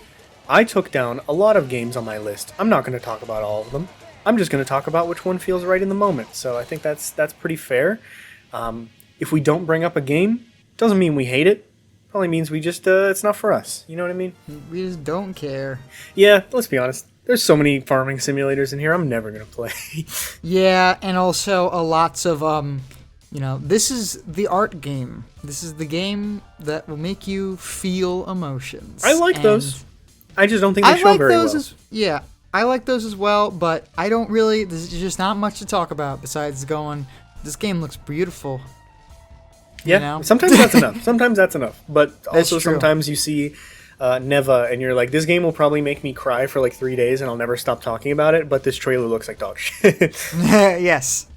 Okay, let's hop into it. No time to waste. We'll go chronological, I guess. So let's start with PlayStation, their State of Play. All right. Kind of odd that they didn't do a showcase, but, whatever. Might as well be. State of play. Who gives a shit, you know? Well, state of play has it has a bad connotation, and I think for good reason. Yeah, I do. I think state of play, like, occasionally will have a Resident Evil announcement or a Final Fantasy VII Remake announcement type level, but for the most part, it is an equivalent to a Nintendo Direct partner showcase, I would say. Right, indie developer showcase. Yeah, well, the indie ones go hard, but I mean... Yeah, like the indie ones do go hard. I'm sorry. I didn't mean that. So, this one, I think, pretty good. My rose from this one that I cannot not talk about is Astrobot. I love Astrobot on VR. I love Astro's Playroom that comes in with the PS5. I've been begging for them to just give me a real 3D platformer Astrobot game, and they're finally doing it, and it looks fantastic. 80 levels... PlayStation cameos, same level design and team from Astro's Playroom. I'm not saying that this can't fail, but if they just did as good as Playroom, I would be perfectly fine with that. You don't need you don't need to reinvent the wheel. Just do more of what we already got, and I'll be so happy. We're gonna have some overlap between our categories, rosebuds and thorns, between me and yours, because my Astrobot is in buds. I put Astrobot in buds. Buds, yes. So what do you need to see more from Astrobot to put it over the edge? I don't know. I think I just need to see... I want to see a full level. I want to see a full level of gameplay from Astrobot, and then I think you'll get me on board. Well, let me tell you got that on your PlayStation right now. I do have that on my PlayStation. I did really like Astro's Playroom. It was good. It was just solid, and I did not think once the entire time, and that's that's a good thing. But I wonder if it can handle a full experience is my question. That's what I'm wondering about, especially with all like the PlayStation references. Like, is it gonna just be PlayStation references? So is it gonna be able to stand on its own two leggies? I've been all hyped up on the Astro Juice lately, so I've been reading into the previews and stuff from Summer Game Fest, and so first off, there is a full they can make a full game because they did already on VR. It's just it wasn't it was VR, so no one played it. But then the PlayStation thing is that all of the cameos are just collectibles. You collect these little Astro guys, and for the most part, they don't do anything crazy. Like Kratos might swing his axe or whatever, but he's not going to like talk to you about Atreus or whatever. But then there's a lot of hints pointing towards a couple of the worlds being very much like God of War world and like Ratchet and Clank world. So we'll see about that. Kingdom Hearts ass. Yeah, universe. Yeah. That's interesting. That's the other thing is. That's another really interesting thing. I wonder how that's going to end up being, because in my head I was like, dude, I would love a Monster Hunter world so much. That'd be so awesome. They had Monster Hunter in Playroom. That's true. They had like a couple cameos, but like what if they did like a whole like here's 2-3 levels Monster Hunter completely. It's like, full of references. Like I would love this as a Monster Hunter fan. But what if by the time we get to like the Ratchet and Clank world, and I don't care about Ratchet and Clank, and I'm like, well, that was fine, I guess. One of my worries. That's one of my worries. I get that, but like I'm a fan of most PlayStation stuff. So. That's true. Like I hope it's good without me getting the reference. I hope I'm not like, all right, well that was fine, but I hope I'm more interested in it. I hope I'm interested in the game that it's referencing after I play it, True. Smash Bros. Style, yeah. Yeah, Smash Bros. Style, right. Exactly. What is a rose from the PlayStation State of Plays for you? I got one. Monster Hunter Wilds. That's it. Enough said. I love me some Monster Hunter. Monster Hunter World is I think it really is my number one game of all time. Love that game to death. And now they're just like, all right, Monster Hunter World 2, baby. That's it. I gotta say, Jonathan, I'm a little worried. Why are you a little worried? I got Monster Hunter Wilds as a bud because from this trailer and the one they had at Summer Game Fest, something just looks a little weird. I don't really know. They are not really showing a lot of actual gameplay. I will have to admit. Yeah, I don't know. Just something about the trailers they've been showing, the gameplay. It looks slow to me, which I know Monster Hunter World is a bit slower than Rise and whatnot, but I'm just like, I don't know. I need to see more. I'm not like, it's Monster Hunter. I'm going to play it either way, and I'm sure it's going to be great. I can't imagine them dropping the ball that hard with World 2, but it just, so far, I don't think it has shown very well. They also said in Summer Game Fest, like, keep an eye out for a important monster or whatever, and there wasn't one. There, yeah, I don't know if you remember that. So I don't know what was up with that. I don't know, maybe it was hidden. Yeah, maybe. The more we talk about Monster Hunter, the more excited I'm getting for Monster Hunter. But I just need to see that one sick-ass longsword hammer hunting horn trailer where they just cut between all the weapons we haven't seen yet. That's all I need. Yeah, they really need to... They're not showing a lot, which don't really know why. But I think we need a full Capcom 40-minute presentation of some Japanese man talking, and then some guy translating over him like, this is the greatsword. The greatsword is... that's what I need right now. Because once we see that, we see the game with the HUD, and like what the game is actually going to like look and play like, I think then things will like click together. Because right now, they're not showing a lot. They're just showing... They really like that... What the hell do they call it? What do they call that thing? Bird thing? Bird? Oh, the thing you ride? Yeah. Yeah, I don't know. But it they looks called cool. Something really strange. I don't know. It does look cool. I'm just going to call it Palamute. Doesn't matter. Yeah, bird mute. Quick shout out for me. Another Rose, God of War Ragnarok on PC. Looks pretty cool. That's how I'm going to play it probably. So looking forward to that. What other buds you got? Silent Hill 2. Oh man, Silent Hill 2 is like a weird one, cause like when they said they were remaking Silent Hill 2, and then it was by Bloober Team. It's by Bloober Team, right? Yeah. Yeah, and you said it was by Bloober Team. I was like, well, I kind of like Silent Hill 2, the original, and it's like really bizarre. It's just like it's really more of an experience than a game, and now we're gonna make it a real game, like a full like modernized game. So I don't really know how that sits with me. But that last trailer actually did it for me for like most of the way. Like I went from being like dreading it and being like this is gonna flop and I don't really care about its fate. And after seeing that trailer, I have flopped into I do care about this now. I hope it's good. And I don't ever say that, Jake. I never say that. You really don't. You really don't. I don't. But after seeing that, I was impressed, dare I say. It seemed like they were trying. I think they're trying their best. I also think it's on your thorns. Every time we see this game, I think it looks worse and worse. Really? Worse than the first time? Yeah. I think this trailer made it look like a mod for like Outlast or something. Like it granted, I liked the way that they modeled every character except James. I like the way Angela looks. I like the way Maria looks. The outfit change is weird, but whatever.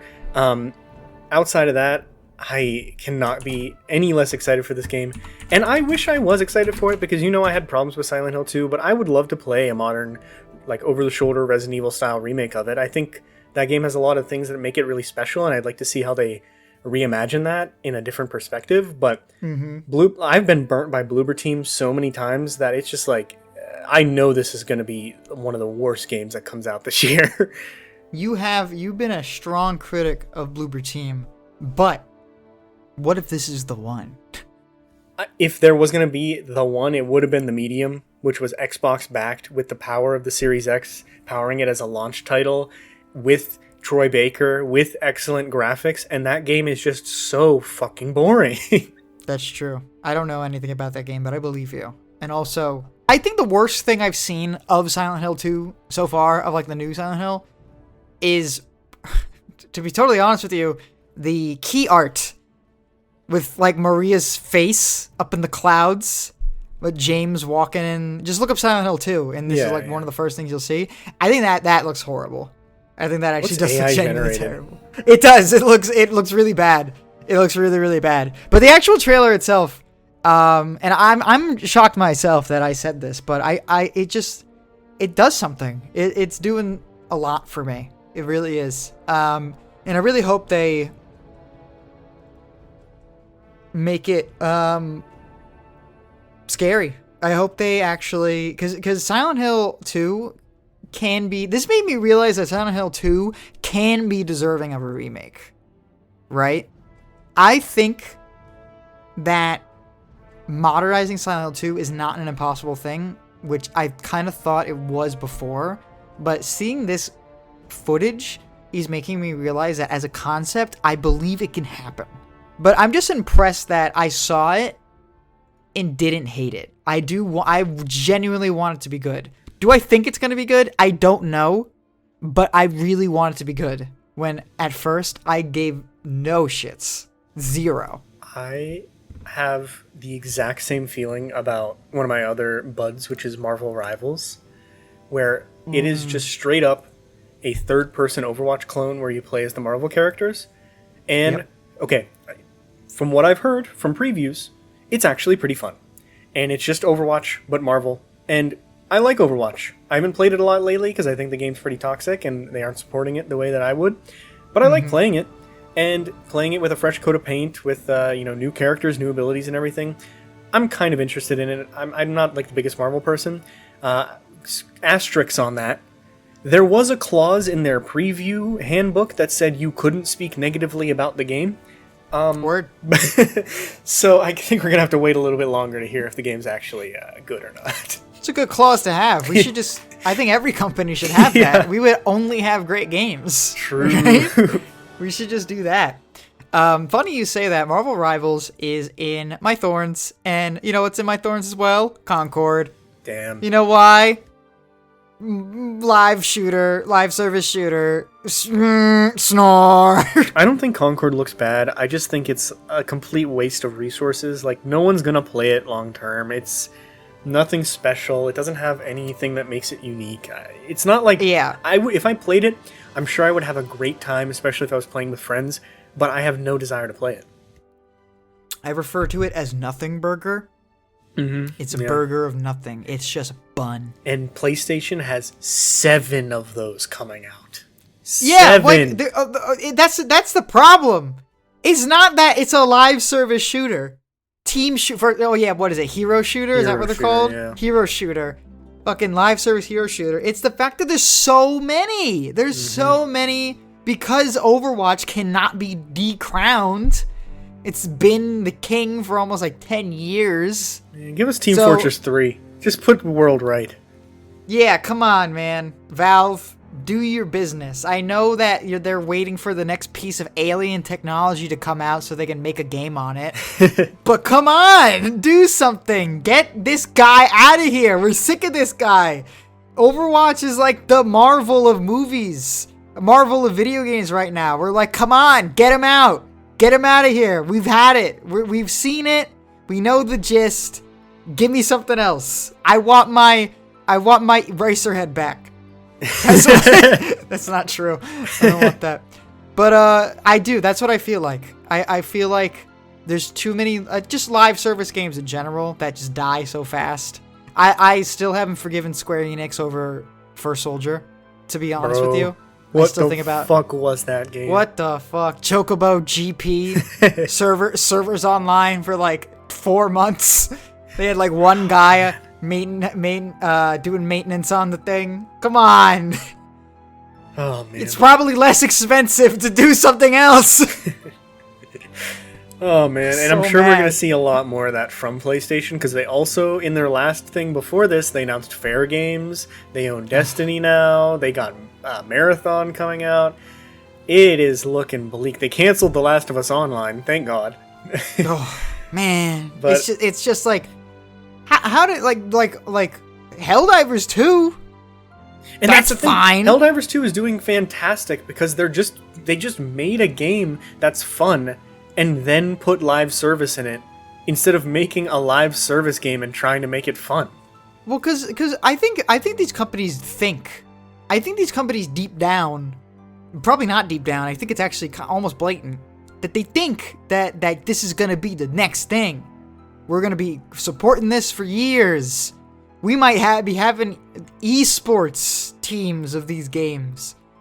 When it's like, that's so much wishful thinking. I think it's, PlayStation, for an example, they're probably putting way more money into these than a lot of them get. Marvel Rivals, it's like Private Division? No, not Private Division. One of those like AA publishers. It doesn't have a big budget, but they're trying to do something that is just blatantly a ripoff in hopes that people enjoy it. PlayStation is probably putting millions and millions of dollars into these, but it's worth it for them, because if they put out 7 and one of them sticks around for 10 years, they made all their money back at times 10. You know what I mean? That's true, but what if none of them do? And they probably won't. Yeah, I mean, like, I could respect Marvel Rivals a bit more. Actually, I don't know if that's true. I would respect Marvel Rivals a bit more if it was lower budget, because then it's like, all right, you know what? At least you just put that out in the world and you didn't take up too much time and resources.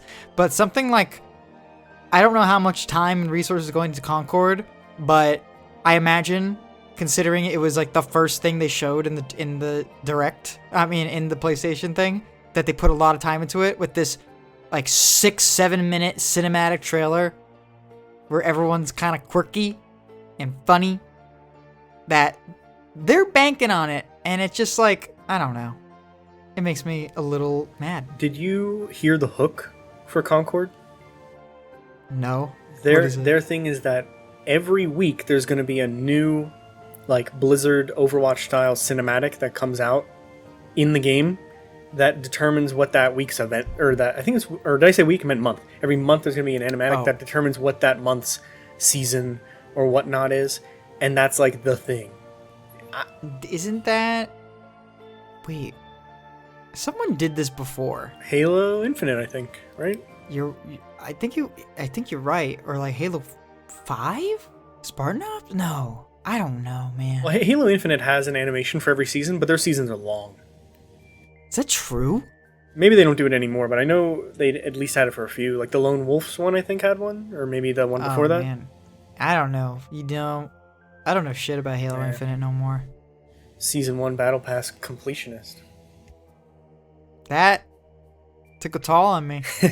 I'm still carrying the wounds on that one. I don't, let's talk about something else I can make fun of. Let's talk about Summer Game Fest. Jeff Keighley.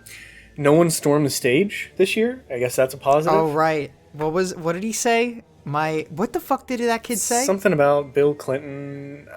And then the year after that, they wanted GTA 6 or something. I don't know. Something like that. Yeah. Whatever. But this year, honestly, Summer Game Fest, I've been rooting for it. This is like a Jake nerd thing where, like, I have no love for Jeff Keighley. I don't care about the video game industry making money. I just kind of wanted to see... I liked his idea of, like, what if we just had one show for E3 and everyone just participated in it? We have all these events that are branded as Summer Game Fest. Just get it all under one banner, one website, so we can keep track of everything. I like that idea, so I've been rooting for it. I think it's gotten better as the years go on, but I don't think the showcase itself is ever something that I'm really looking forward to, because it's just a lot of filler surrounded by a couple really good announcements. Yes, and that's what we got, I think.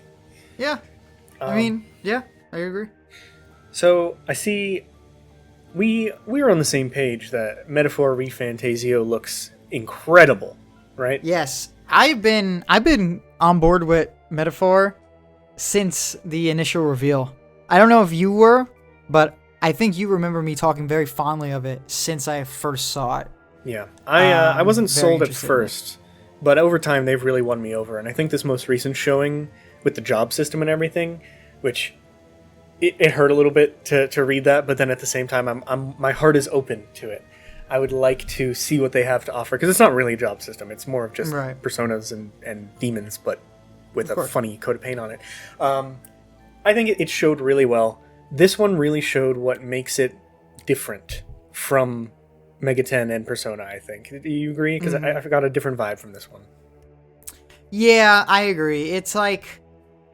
It's certainly... It's going to be an Atlas RPG. We know that. But it certainly does have a different vibe. It does a different tone. than either of those games, and I think it's going to be a very fresh change of pace, because I think Persona is, of course, a Goliath for Atlas, clearly, and then SMT is just kind of like there.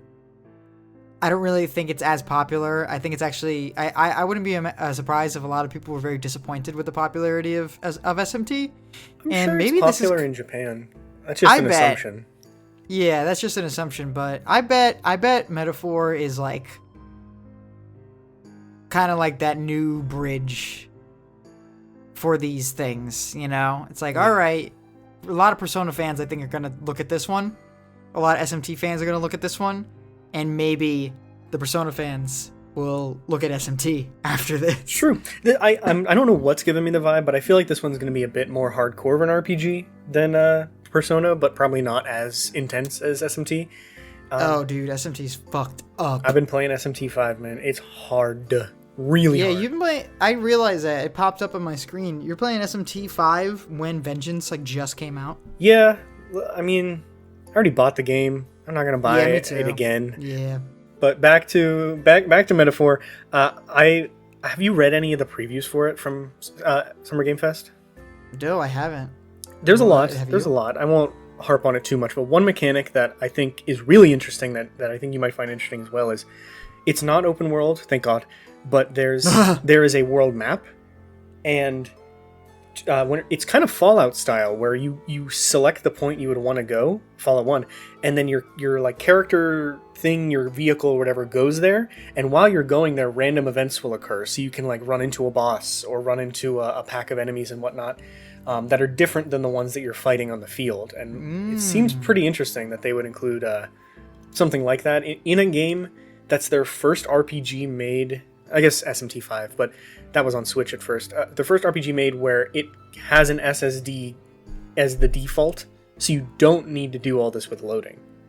So. Ooh, that does sound good. And you know what? That makes me very happy, because I do think that we need to absolve ourselves from making open world games, because there's so many of them, and... you know, I like the change of pace. Yeah, I'm looking forward to it. What other roses did you have? Well, this isn't really a good reflection on the Summer Games Fest, unfortunately, because both of my roses were things that I've already been excited for. Because my other rose is Black Myth Wukong. So you're like sold on Black Myth. You're like in. Yeah, I think it's cool. I think it's just cool as shit. That trailer from a little while ago, around like December, November. Like I've been following Black Myth Wukong for a while now. I've known of its existence for like several years, seeing some of its like demos and stuff like that.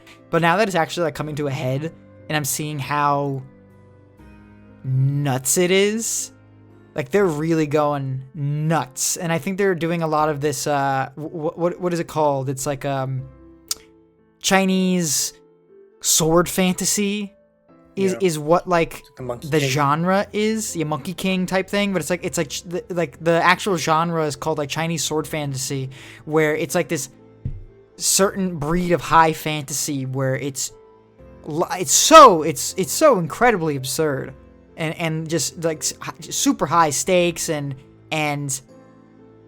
just incredible feats of like danger and glory and shit like that. It just seems so out there. It has such a strong identity, I think, that I think a lot of trailers, I think really a really killer for me for a lot of video games is that so many trailers just have just boring premises and pacing, and I'm just like ZZZ snore when it could be good. The game could be like amazing, but you can have a shit trailer. I'll be like, good night. But I feel like Black Myth Wukong has had such a strong identity from the very beginning, and I'm just seeing more of that. Like this last trailer ends with like Wukong, I'm pretty sure that's him, like walking out to this edge of a cliff, and there's like 4 giants in the background. I'm like, okay, that's cool. And he pulls that's the cool weird shit. thing out of his ear. Yeah, like that's cool. Like I just want, like, you know what? If you're gonna, like, just go crazy, man. Let's go nuts. I think it's always shown really well, but it for some reason just strikes me as too good to be true. So I'm gonna wait and see for reviews. There's also that weird stuff about the studio, the harassment stuff at the studio. So I'm not too sure how I feel about that. But I wonder what's going on. Let's move on. Okay. Buds for Summer Game Fest. Buds. What was like the thing that you saw there where you were like, I would love to know more about that. All right, we're back after some technical difficulties to talk about Summer Game Fest some more. I want to quickly shout out, I think what Blumhouse Games is doing is really cool. That's a bud of mine. I don't think any one game they showed looked particularly incredible. None of them look bad. I don't think any of them I was like, that's so cool, I need to play that one. I just think it's really cool that they're giving a platform to indie devs to make horror games on a decent budget. Yeah, I mean, that's what Blumhouse does. They just help people produce movies, so just do it with games, I guess. Yep, and they got Sam Barlow on there for Project C. It's always exciting. So you know for a fact, that there's going to be a lot of shitty ones, but there's probably going to be a lot of really good ones, too. It's true. I mean, I think Blumhouse has a pretty good batting average as of late. I know Megan isn't as well loved as the rest, but I enjoyed it, so... Forgot we watched Megan together. That was a weird one. So, yeah, I think, what's the first one? Fear the Spotlight. Apparently that game already came out, and then Blumhouse was like, that's a pretty cool game, but it kind of sucks. Here's a ton of money. Unrelease it, and then put it out whenever it's better. Unrelease it. Take it down now. Yeah, they did. That's funny. So I'm looking forward to that. Any buds for you? Buds, Space Marine 2. Space Marine 2 looked pretty good when I first saw it. I like the idea of just... It was like kind of like my single-player Helldivers, but a little bit more of a power fantasy. With the big armor and stuff like that. I'm like, oh, okay, this looks pretty cool. But I think I do need to see... I need to see it release, honestly. This feels like it could be a type of game that releases, and it just is really mind-numbing and boring, like Dynasty Warriors or something. True. So I just need to see it release, honestly. I don't know if there's anything else they could show me. I just need the game to release and then see the full picture. Yeah. The first one's really well loved, so I'm it sure is. It is. It looks good, but I'm going to be honest. I always forget that it exists. I didn't even know it was in this showcase. I cannot remember them showing it. Yeah, I mean, it's just a lot of combat, big hordes. It just kind of like, you know, good. if you're not looking for it, it might blend together. I believe it. It's a co-op as well, right? Optional co-op. I think that's the idea. I think there's actually co-op, and I think there's also a versus mode they added. I think that was like the thing in the new trailer, that there's a versus mode, so you can play as the Imperium of Man or something like that. I think it's like the Empire of Man or Imperium. I don't really remember the exact name. And then you can play as like the Chaos soldiers. Cool. So cool. Let me know how they review, because I might hop in with you if it's good. That'd be a good move. What about Thorns? There were a lot of games in this showcase that I was just like, it turned my brain off. I'm not paying attention. Sorry, I appreciate you being here, but there were some that I saw that I was like, what the fuck is this shit? Yeah, and you have the one that I'm like, this is absurd, but the one that I saw that really like made me feel strange was Lego Horizon Adventures and Dragon Ball Z Sparking Zero. I'm on a bud phase with both of those, I think. I don't think they look bad. I don't think they look bad necessarily. I just like gotta wonder, like, how did this, specifically like Lego Horizon Adventures? I'm just like, what? How did this happen? I think it's the only modern major PlayStation franchise that isn't rated M. So they probably just want to expand it to a bigger audience before the TV show comes out, if I had to guess. I guess so. It's just such a bizarre idea. I don't think anyone... I don't know a single person who could have anticipated this idea, yeah. Frankly. I mean, it was leaked like 2 years ago, so I kind of really? knew it was coming, but it is like, that doesn't mean it isn't surprising that it exists in the first place. It's like having like, here's Lego Mad Max. Yeah. It's just like, what? And Aloy actually showing emotion for once. It's just out of character. You know, like it's for kids, obviously, but in a way where I'm like, who is it really for though? Because are the kids gonna care? Yeah, like I don't think kids I don't know if kids are going to be interested in Horizon Zero Dawn. I don't know if adults are going to be interested in Lego Horizon Adventures. So now we're just kind of there. Yeah. What about kind of Dragon Ball? What's wrong with Dragon Ball? My problem with Dragon Ball is that it's like it's the same game. How many times? That's what I want, though. It is. No. Okay, I don't mean it's the same game. It's like, oh, this is another Budokai Tenkaichi game. That's cool, but like, I'm kind of realizing that every single Dragon Ball game is just the story of Dragon Ball Z. I can't do it. I just can't do it no more. I kind of like how in Fighters, they made a new story. I kind of was hoping that they would do that again. Well, because I can't do it no more. This is the first time we're getting Super outside of Xenoverse 2, and Xenoverse 2 kind of sucks. So at least that's exciting. Yeah, that's true. And it's just also like, you know what? I got Kakarot for this exact reason. I got Kakarot because I wanted to watch the show without watching the show fully. And it's like, this was kind of like a no-go for me because I know I'm going to like, if I play the story mode, I'm just going to be playing the show again. And I just don't want to do that. I don't think I have it in me. Budokai and Tenkaichi specifically was always more about like taking your action figures and slamming them against each other. Like it's more about seeing the different matchups and custom animations and cutscenes and stuff in the like arena than the story. I think the story is more of a necessity than anything. Yeah, I mean, I guess. I don't know. I love Tenkaichi, so if they called it Budokai Tenkaichi 4, I might be even more excited for it in a weird way, even though I know that's what it is. Kind of surprised they didn't call it that. Yeah, it's really weird. Sparking Zero. It's like, what? Probably to not, like, alienate people who are like, well, there's 3 others? Mm-hmm. And then Budokai had, like, a weird, like, top-down mode. I don't know. I'm looking forward to it, but I understand why it's, like, it's just the same thing again. Yeah. My thorns for this show, too, that I was incredibly disappointed by were Slitterhead, which I already thought looked terrible the last time we saw it, which is from the original Silent Hill creator and character designers and stuff. Is that true? Yeah, it's like the Bloodstained, but for Silent Hill. But it doesn't look like Silent Hill, which I don't think they're going for that. I think that's kind of like an expectation that I put on them.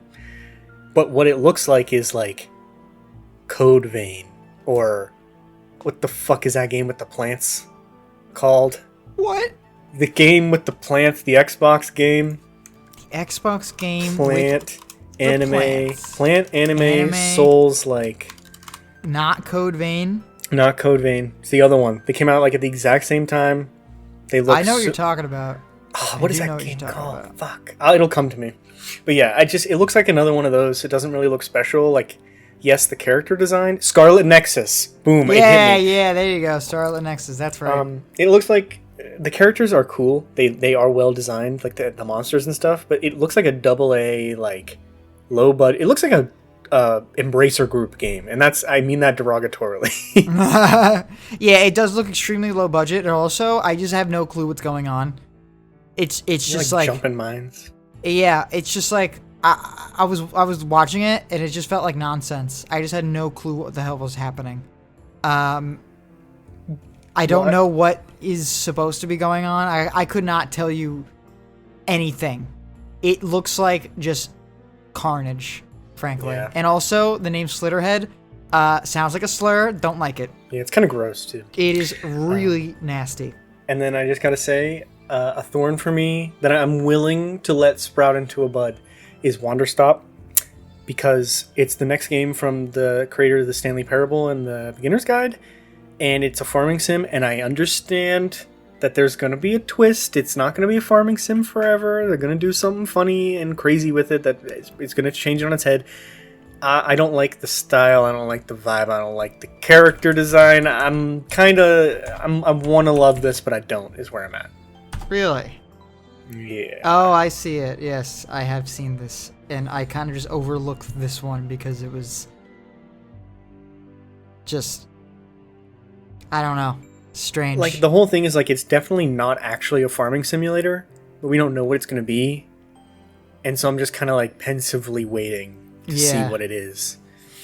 But yeah, that was a Summer Game Fest. Pretty good show, I guess, all things considered. But then we got Xbox coming out.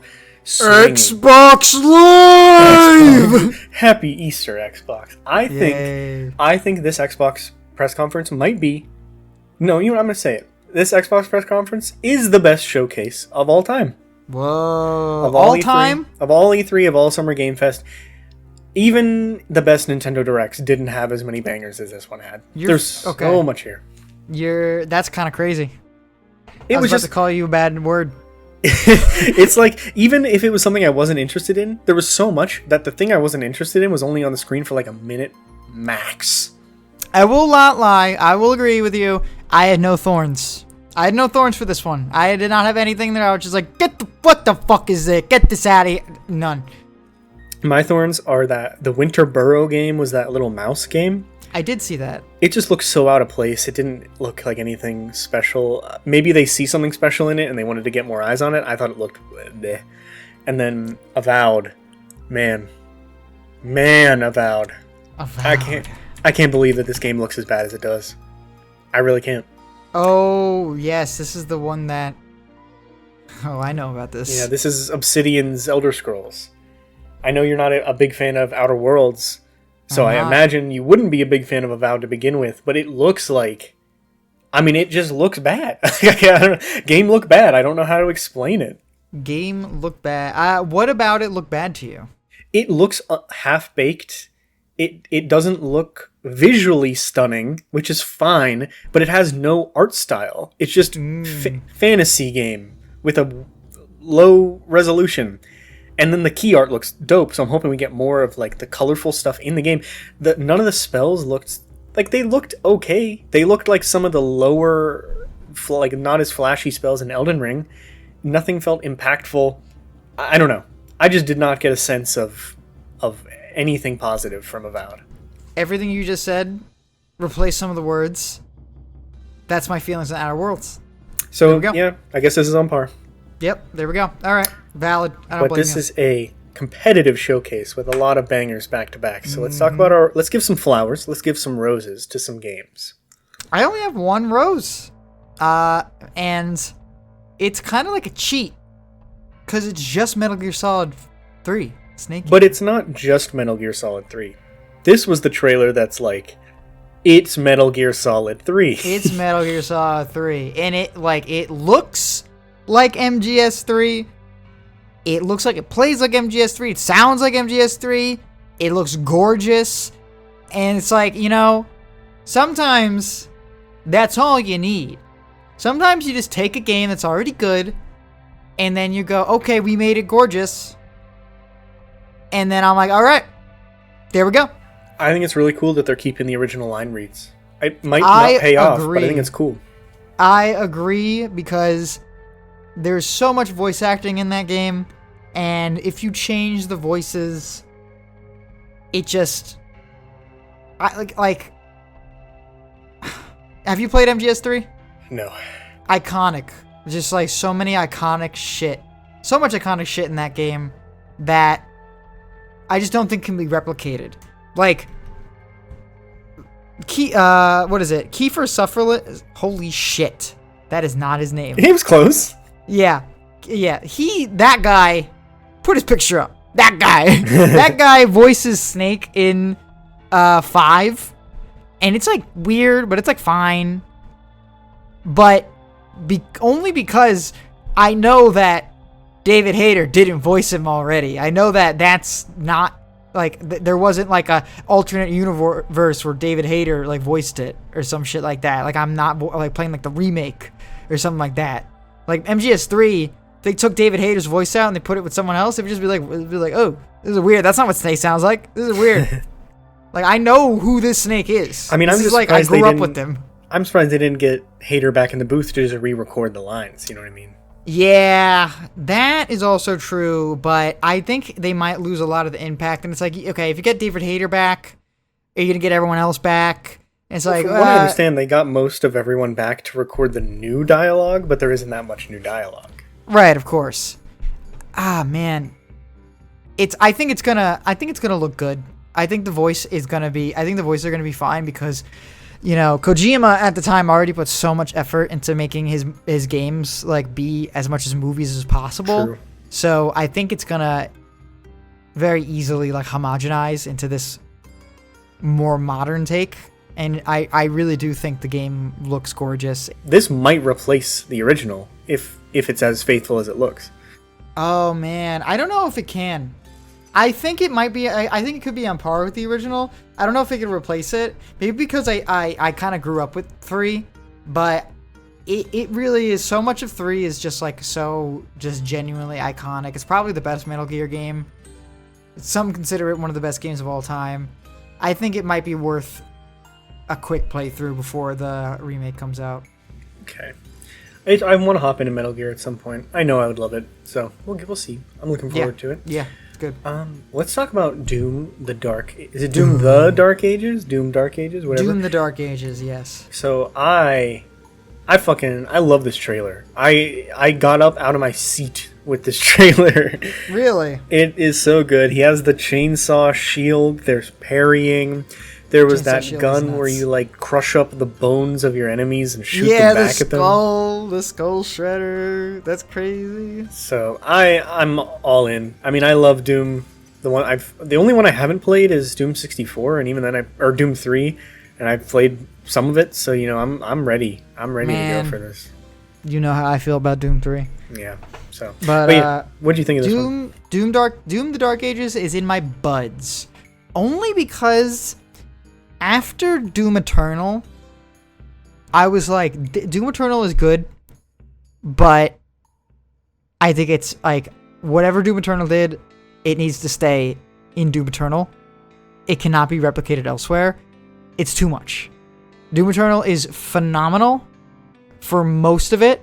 Like most of its runtime, it's really phenomenal. But at a certain point, it's just like, this is too much. They have went too far. And I think they have lost a little bit of what they were trying to do. And I think that hurt the main product at the end. And my concern was, because Doom Eternal is so well received, was that they're going to keep going in this direction. Keep making it bigger. Keep making it crazier. Keep making it faster. And I just feel like that was just going to keep hurting it. Frankly, I think it was just going to be too much. Because they were really pushing the limit in Doom Eternal. And seeing this, it almost feels like I still haven't really gotten over Doom Eternal. So seeing another Doom game come out after I was literally just last episode talking about like, I don't know what they're going to do next, because they kind of ended Doom. Like they ended this new timeline and shit with Doom Eternal. So what are they going to do next? And now Doom the Dark Ages come out and it's like, we're seeing like the same monsters again, but like redesigned and like everything's different and weird. And it's like, it's kind of freaking me out. I really like it. I really like what they're putting down, but I'm kind of like confused. It's like when a baby sees like their dad after he shaves and there's like, who the fuck is this guy? That's what I feel like. I'm like, is this Doom? Is this Doom? Is this gonna be good? As much as I miss the platforming, I understand why they wouldn't carry it over. The thing that I didn't see a lot of was the use of like certain weapons to target weaknesses, which I thought Doom Eternal, that was like its defining quality, and I really hope they carry that over, but I didn't see any of it. So I'm wondering what the new innovations are going to be.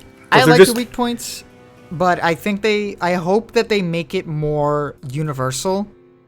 I think Doom Eternal had too much of like, okay, the spider, the Arachnotron came out, get out your rifle, quick scope it, Mancubus comes out, Ballista, blah, blah, blah. Like, very, very, like, it's like you need to have certain things for each encounter. Like, everything has one solution, basically. And I kind of hope they make a universal, like, solutions, I guess. Yeah, I guess I get that. I've seen some people be like, oh, okay, this is sort of in the right direction. I'm ready for a more boots on the ground type, slower, heavier Doom, and I can agree with that. The Doomslayer looks. I do think this new design is awesome. He looks huge. The cape is sick. The shield is awesome. Like the spiked pauldrons look sick as hell. I do hope we get a more deliberate, slower, very impactful Doom game. I could be down for that, definitely. Yeah, I could be down for that. Especially with the parry thing, so I think you're definitely onto something of like, it's going to be a lot more about standing your ground and instead of like dashing all over the place, and that could be cool. Yeah, I think we deserve something like that. Change the pace. Speaking of change of pace, my other rose I'd like to give is to Expedition 33. Whoa. Now, this is a rose with an asterisk of, I don't actually think this game looks that good. Okay. I think it looks fun. And I think the story is laughably stupid. I think that the visuals look like an Unreal 5 tech demo. But it's got a killer voice cast with Ben Starr as the main character and Jennifer English as one of the side characters, or possibly the second main character. It's got Mario and Luigi style combat mixed with the modern JRPG, Persona style menus. It's flashy. It's got cool world design. So I'm very excited to see more from it, more than a bud. Like, this is one of those games where I'm like, in for a penny, in for a pound. If this game sucks, I'm going down with the ship. I think this is going to be fantastic. Oh, no. Not down with the ship. So yeah, I wanted to shout that out. I think it looks really good. That's kind of, I'm sorry, I got kind of like jump scared when I was looking at pictures of this. And I was like, oh, this looks interesting. And then he said Mario and Luigi combat, and I was like, what? It kind of scared me, but you know what? You're right. I mean, it does. It's got like, the timing base, but it looks a lot more involved. Like, actually really intense. Like, do, like you hit a bunch of buttons, so. Yeah, that could be cool. That could be cool. And shout out Ben Starr. Yeah, of course. Buds. I think we got to talk about Indiana Jones, right? Yes. Yes, we're both talking about Indiana Jones. I mean, it's I was actually really down for Indiana Jones. This is a downgraded. This is a bud that was downgraded from a rose. Unfortunately, because I was actually super down with Indiana Jones until they showed gameplay. Really? As soon as they showed the gameplay, I was like, I don't know about this actually. It seemed very, very weak. I would go back and watch the last trailer before this one. That was all gameplay. Mm-hmm. I think it did show better in that trailer, but I think I know what you mean for this one. Yeah. I think maybe I will have to watch that one. But not the gameplay. The story looked sick. It was, and this was likely their intention, felt like I was watching Indiana Jones. Yeah, like a movie. I see a lot of people saying it looks, like the cutscenes specifically look like slow and out of sync and stuff, and I'm like, that's what they're going for though. Like, it looks like the old movies. Like the fists, yeah. I swear to God, I saw like a fist didn't actually even connect. Like it was a movie punch. That's funny. They totally could just make it connect, but I mean, really that might be a thing I made up in my head, but I swear, like, it looks like the movies looked, where it has this certain Hollywood, like, slowed down aesthetic to it that I think really looks cool. I think the real champ of this all is Troy Baker. Right? He sounds so good. I was frightened when I heard that. But can't believe it. I can't fucking believe it. This is best case scenario, because you're not getting Harrison Ford in the booth, and if you do, I don't want to know what that was going to sound like. Dude, you get Harrison Ford in that booth, there's going to be like some staff member is going to be dead by the end of the filming. He's going to die in the booth. He's going to shit his pants. Yeah. Oh man. I mean, they just made what was it? Dial of Destiny? Oh man. He was old in that one. He was old, but he still did it. And I don't know who watched that movie, but I don't know. Yeah. But I heard that they were like, okay, Indiana Jones game by Bethesda. It's by Bethesda, yeah. Yeah, it's Machine Games. Wolfenstein. Yeah, Machine Games. And which Machine Games are already very cinematic, so already good studio for that. And then they said Troy Baker's gonna voice Indy. I was like, oh, is that they couldn't get another guy? Like, why is it always Troy? Why is it always Troy? He's hired for everything. Then I heard him. I was like, okay, I'm in. You did your homework, buddy. This is why you hired Troy Baker. You don't hire Troy Baker for random side character number 8 and you just like, okay, Troy, just do the Troy voice. You go, Troy, I want you to be Indiana Jones. And he goes, okay. And he goes on a journey into the mountains looking at pictures of Harrison Ford for 4 weeks. Man, I think this game looks really, really good. The thing that I need to see more of is the gameplay. Like, I'm sold on the combat. It's everything else that I'm a little bit worried about. Because you have to imagine there's going to be Uncharted-style puzzles. There's going to be a lot of like riddles and stuff like that. So that's the part I'm concerned about. But the combat, I love Wolfenstein. They're great at making a game where you kill Nazis, so they're going to be great at this, I assume. Yeah, the only problem is that Wolfenstein is so fast, but this seems much slower. So can they handle the pace change? We'll find out. Well, Wolfenstein, the original reboot, was pretty slow compared to the second one, I would say. Yeah, that's true. That is actually very true. So yeah, moving on from Xbox, if that's all right. Yeah, let's go. Talk about Nintendo, the big N. Don't say that. They used to say that, have like that in their magazines and stuff, and I think they got wise. So. The big N. What fucking dickhead from like the team was like, yeah, do that. like he knew. What was your favorite game they showed at the Direct? My favorite game they showed at the Direct, Mario and Luigi Brothership. Cannot believe they're making another one, considering the studio that was behind it went extinct like True. 6 years ago. Intelligent Systems, yeah, I think that's the company. No, that's Fire Emblem. It was Alpha okay, Dream. right. Alpha Dream. Alpha Dream. Yes. Sorry. Alpha Dream went extinct like I think 6 years ago, 5 years ago, something like that, a while ago. Mario and Luigi was like, dead in the water. We were like, all right, that's it. It's over. No more unique Mario Luigi games coming out. And then they dropped this. And I could not believe that they are actually making a new one. There's like a Mario RPG Renaissance. We got Super Mario RPG on Switch. We got Thousand Year Door, which was like, so many people were like, please, Thousand Year Door, or a game that is similar to Thousand Year Door. Please, bring it back. And finally bring it back. I imagine it sold well because of Thousand Year Door. And now they're like, all right, Mario and Luigi, it's back, baby. And I see it's on buds for you, and I want an explanation, mister. I love Superstar Saga, but I've never been a fan of the other Mario and Luigi games, even like Bowser's Inside Story. Them. I like them. I don't have anything against them. I haven't played, Partners in Time? Partners in Time, yeah. That's a weird one. So I like that they were going for the art style of the box art instead of the old games. I think that's a really inspired choice, and the way that they have like physics on stuff, I think is really cool. Oh, dude, I love like they have like stretch and squish going on. Yeah. I think it looks amazing. I think it looks funny. A really good sign that I think is all those original character designs. There's so much original shit. I don't think I saw a single Toad. Not one in that trailer. I didn't either.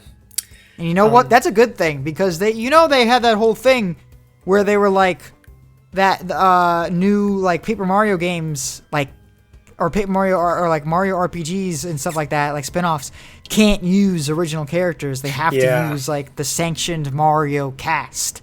And now this is kind of like, are they done with that? What is this? I mean, they must be. This is the third Mario RPG in less than a year. I know the other two are remakes, but it's like kind of wild. The reason I have it on buds is because I just want to know what makes this one different from the other ones. I want to know what the hook is, because like I said, the other ones didn't really connect with me. I'd like it if they went the route of Superstar Saga and just fill it with original characters, make it really funny. I also want to know who's developing it, because like you said, Alpha Dream's closed. I heard rumors that Ilka is developing it, in which case I feel bad for you for having it on roses. But I also know that a lot of the Alpha Dream devs went to Monolith Soft, who make Xenoblade, so, that piques my interest. I'm going to tell you right now, the hook is that it's a new Mario and Luigi True. Game. Since the first new Mario Luigi game since Dream Team, I don't know enough about Paper Jam, but Paper Jam, I suppose, exists. Anyway, what's wrong with that studio that you just said? Ilka is the studio that made the Diamond and Pearl remake. Oh no! Oh no! Which would mean this is Diamante Brillante! I forgot about that. No! I didn't know about that. So this would make it their second ever full size title. So we'll see. I don't know if it's them. That's concerning. Nintendo's doing this weird thing lately where they just won't tell you who's developing games. Like the Mario RPG remake, no one knew who was making it until the first reviewer rolled credits on it. That's hilarious. And then, like, they never announced that Retro is working on Metroid Prime 4. They just haven't said it. We know that it's happening, but Nintendo has never said it. That's weird. I wonder why. Maybe so that people like us aren't like, I don't know. Yeah. But that's such like a important thing to know sometimes. And speaking of Metroid Prime 4, come on, man. Holy shit. Metroid Prime 4, I'm going to be honest with you, it looks too good. It looks too good. That's not gonna run. That's not gonna run on my Switch. Sorry. It looks, well, it is at 900p. You know what I mean? Like it. I guess it is very much in the same engine as Metroid Prime 1 remake or remaster or whatever. Like you can see that game looks good. Yeah, it does. Now that we've seen 4, you're like, oh, well, that's why they did the remaster, because they already had all these assets. Like they were testing the waters with this because they're making a new game that looks like this. And That's true. And it shows. It looks good. The thing that I'm looking at is like it is Metroid Prime. It looks a little clunky. It looks like it is a little strange to play, but the first game is that, and the first game is fantastic. So we'll see. That I need to see how it releases. Honestly, I mean, if they because if they release it and it actually like looks the way it does and it like is like not technically like a disaster, that's going on the list. Well, ASAP. So Metroid Prime Remastered runs flawlessly. I didn't experience, I mean, maybe occasionally like when you're in the lava area and you're like 1,000 particle effects are going on. I don't remember seeing a single frame drop, which is extremely impressive. And it's not like that game is super impressive visually in terms of like the amount of things that are going on screen. But just because this is a modern game doesn't mean that they have to do all that. They can keep it simple. A question I have for you is, did you get Halo campaign vibes from this trailer? No, but I am now. Yeah, because that's the only thing I could think while I was watching it is like, because they have the big ship in the sky, you can always see it, and there's like dead enemies on the ground whenever you already walk into this area. There's like little environmental things that happen as you walk through. It really reminded me of the Halo campaigns that we've been playing.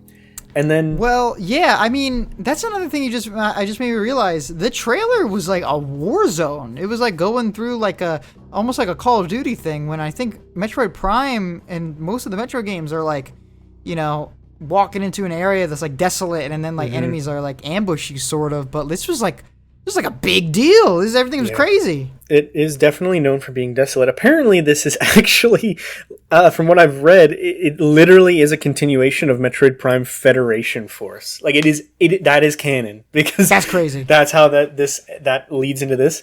But then, so I was doing a little bit of research. They have a guy that was one of the lead designers of Halo 1 and 2 on Prime 4. So that might have something to do with what I was talking about. I'm not sure. Like, this is insanity. I might just be like connecting the dots, but I feel like there's something to that. This is crazy. Because Retro is they're based in Texas, so this is an American game for all intents and purposes. That's true? Really? Yeah. That's weird. Yeah. I don't know how I feel about that. Oh, the other ones were. Retro made 1 and 2, I think 3 as well. And DK Country Returns is Retro as well. Donkey Kong Country Returns HD. Man, what the fuck? It looks like a game. This should have been the game that I shit my pants over. I literally, when I saw the DK house on screen, I got up out of my couch and went, and then as soon as the tiki mask flew out, I was like, oh. I just like, you know, between this and Luigi's Mansion 2 kind of feels arbitrary. Kind of feels arbitrary to bring it to Switch. Yeah, they're like, it feels like filler. This is the last year of the Switch, presumably, so I guess it makes sense. Yeah, it just feels like, like... I don't really even know how to feel about it. There's a couple of games that I would really like on Switch. Ocarina of Time and Majora's Mask 3D, specifically. That's what I want on Switch really bad. And we're just not getting those. Yeah, we're just getting Luigi's Mansion 2.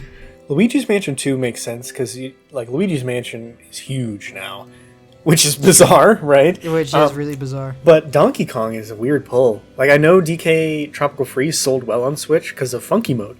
Of course. It's not like they're really supporting Donkey Kong like that. I don't know. I think it's about time for a new Donkey Kong game. It really is. Maybe they're going to pull another DK64 and the next one's going to be a 3D one. That's why they're taking so long. I think they could pull it off, though. But the thing with Donkey Kong is, not that Nintendo is always super loyal with their franchises, but Retro made DK Country Returns what it is. And they're working on Metroid Prime 4. So, who's going to be making another DK Country? Could it be the Mario team, the 3D Mario team? We haven't seen anything from them since Odyssey.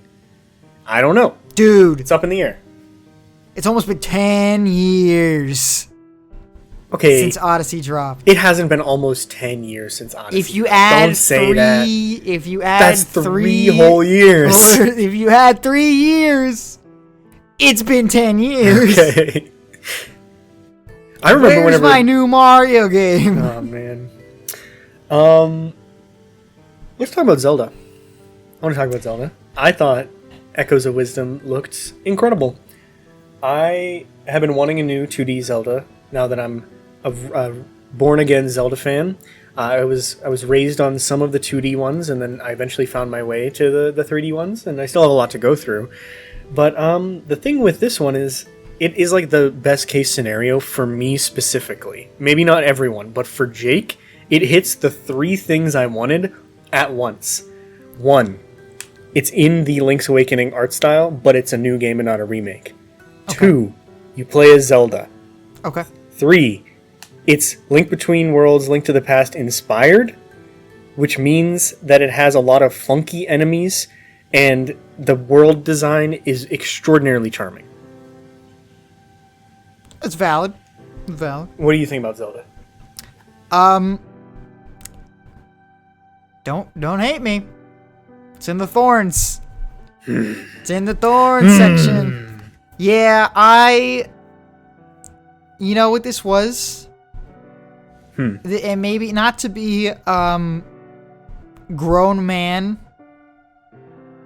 getting mad over baby game, but I was kind of like, oh, this is like a Princess Peach game. It's like that new Princess Peach game, but it's Zelda. I mean, okay. I don't think that's the same thing just because you're playing as Zelda. No, it's not because you're playing as Zelda. It's because it's something I realized. I was like, okay, we're gonna copy items around the world. Okay, that's interesting. But first of all, I want to say that mechanic feels a little weird. It feels like a mod almost. It looks like it's something about it looks a bit strange to me. I was like, okay, we're gonna do that, and then it was like, I was like looking at the trailer. I was like, oh, there's like no combat. I don't fight things. I summon things to fight. I'm not in the combat at all. This is weird. Well, you do throw rocks. I guess that's true. And also, you never know. There could be combat. You might be able to just whack people with the stick or something. They haven't shown everything. I kind of, if that's true, I kind of wish they show. I mean, I think Zelda has a lot of spells that she could have really called from. You know, Link is not a spellcaster at all. Like, he casts spells in some of the games, but he's very limited. I think this could have been the opportunity to be like, here's a Zelda game, and here's spells. Here's lots of spell combat, blah blah blah, spell puzzling. Here's a Zelda game where you play as Zelda, and it's gonna play like a Zelda game, but it's going to be based around spells instead of like an arsenal of items. I think that would have been cool.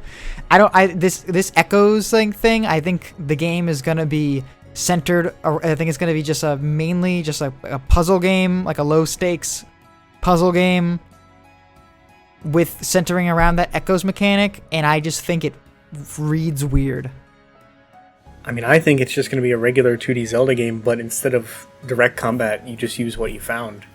I think they're really leaning into the Breath of the Wild, Tears of the Kingdom-ness of the game and making it in 2D, where it's like, do whatever you want with the options you have available to you. And in a game like this, where one of your options is a sword, I feel like a lot of people would have just done that all the time instead of experimenting. In 3D Zelda, it's different, because the enemies have a ton of health. You actually have to worry about your positioning and everything. In 2D Zelda, enemies go down in 3 hits max. Changing that would feel weird. So I feel like this is a good way to incorporate that Tears of the Kingdom puzzle solving style, and then really double down on it. Right. Yeah, I get that. It's also just it's an intermission type of game. It's like an intermission of an intermission. Nah. Zelda's always Nah. Nah, this is a mainline game. I'm not taking the Zelda slander. You believe that's gonna be a mainline game? Yeah, I think this game holds as much weight as if they made Link Between Worlds 2. I think this is the same level. Oh, I kind of read it as okay, this is kind of gonna. I think this is kind of gonna read as a Triforce Heroes type thing. No way. This is gonna just go. Absolutely no way. This game's gonna be a big deal. I'm telling you. Really? I really think this game's going to be a big deal. Why do you think so? It's the first 2D Zelda game since Link Between Worlds, and it is just because it has a unique mechanic doesn't mean it's not going to be just as good and just as impactful as that game. It feels so minimalist, I guess. The actual trailer just felt so minimalist. I don't know. I feel like the potential is there of you literally have almost endless options for any combat encounter, any puzzle. I doubt it's going to be super shoehorned in, and I think that's a nice spin on 2D Zelda. I mean, every 2D Zelda game I played, every puzzle has one solution, and it is frustrating whenever you can't figure it out. And every combat encounter is the same thing over and over again. You have full health, so you shoot the beam laser, you dodge to the right, and then you run up and attack them. This is not that. So I'm very much I can see the DNA of 2D Zelda in this, but I'm excited to see how it's a completely new experience, and if they can stick the landing. I understand it's a bit concerning that they're changing it so much, but I still see the roots there, and this is the same team, so... That is true. When is it coming out? September, I think? Damn, that's fast. That's how games should be announced. Come out 4 years later, Death Stranding, come on. I am very excited. I think he'll come around. I really do. I think the next time they show it, I think they'll probably show us an actual level, and I think you'll get it. And maybe I'll be proven wrong. Who knows? But maybe. I mean, time will tell. I still need to play Link's Awakening on Switch. I'm not really interested in playing a Game Boy game in modern day. I have my Game Boy. I love my Game Boy. I don't need to play a really pretty version of a Game Boy game. You know what I mean? That's interesting. Let me rephrase. When I could play a ton of Game Boy games for allegedly free, or one $60 Game Boy game that just looks a little good, I don't know what I think the choice is clear. I guess I'm just surprised that you're saying that you're really excited for this game, but you're not interested in the kind of the game that's being built off of. Well, the game is being built off of is a one-to-one recreation of an old game with a really fantastic art style, and this is a brand new experience that's just using that art style. I think it's in the same world. It might be in the same world. It might not be. It's not necessarily the story that I care about when it comes to Zelda. But the design sensibilities nowadays are so much different than they were back then. I think Link's Awakening looks fantastic. I almost bought it just for the art style, but the gameplay has to hold up as well. That's true. I heard the gameplay was good. I mean, yeah, you're right. It is a Game Boy game, but... Well, it's just 1-to-1. I'm excited for them to use this art style again in a game that I actually want to play. So, right. That has been our Summer Game Fest special. Big episode. Big, long episode for you. Yeah, marathon. Yep. I'm ready to go get in a cold shower because it is so hot in my office right now. Everyone, Holy shit. let us know what your roses, buds, and thorns were from Summer Game Fest 2024 and what you're looking forward to that we didn't see. So, until next time, we shall see See ya.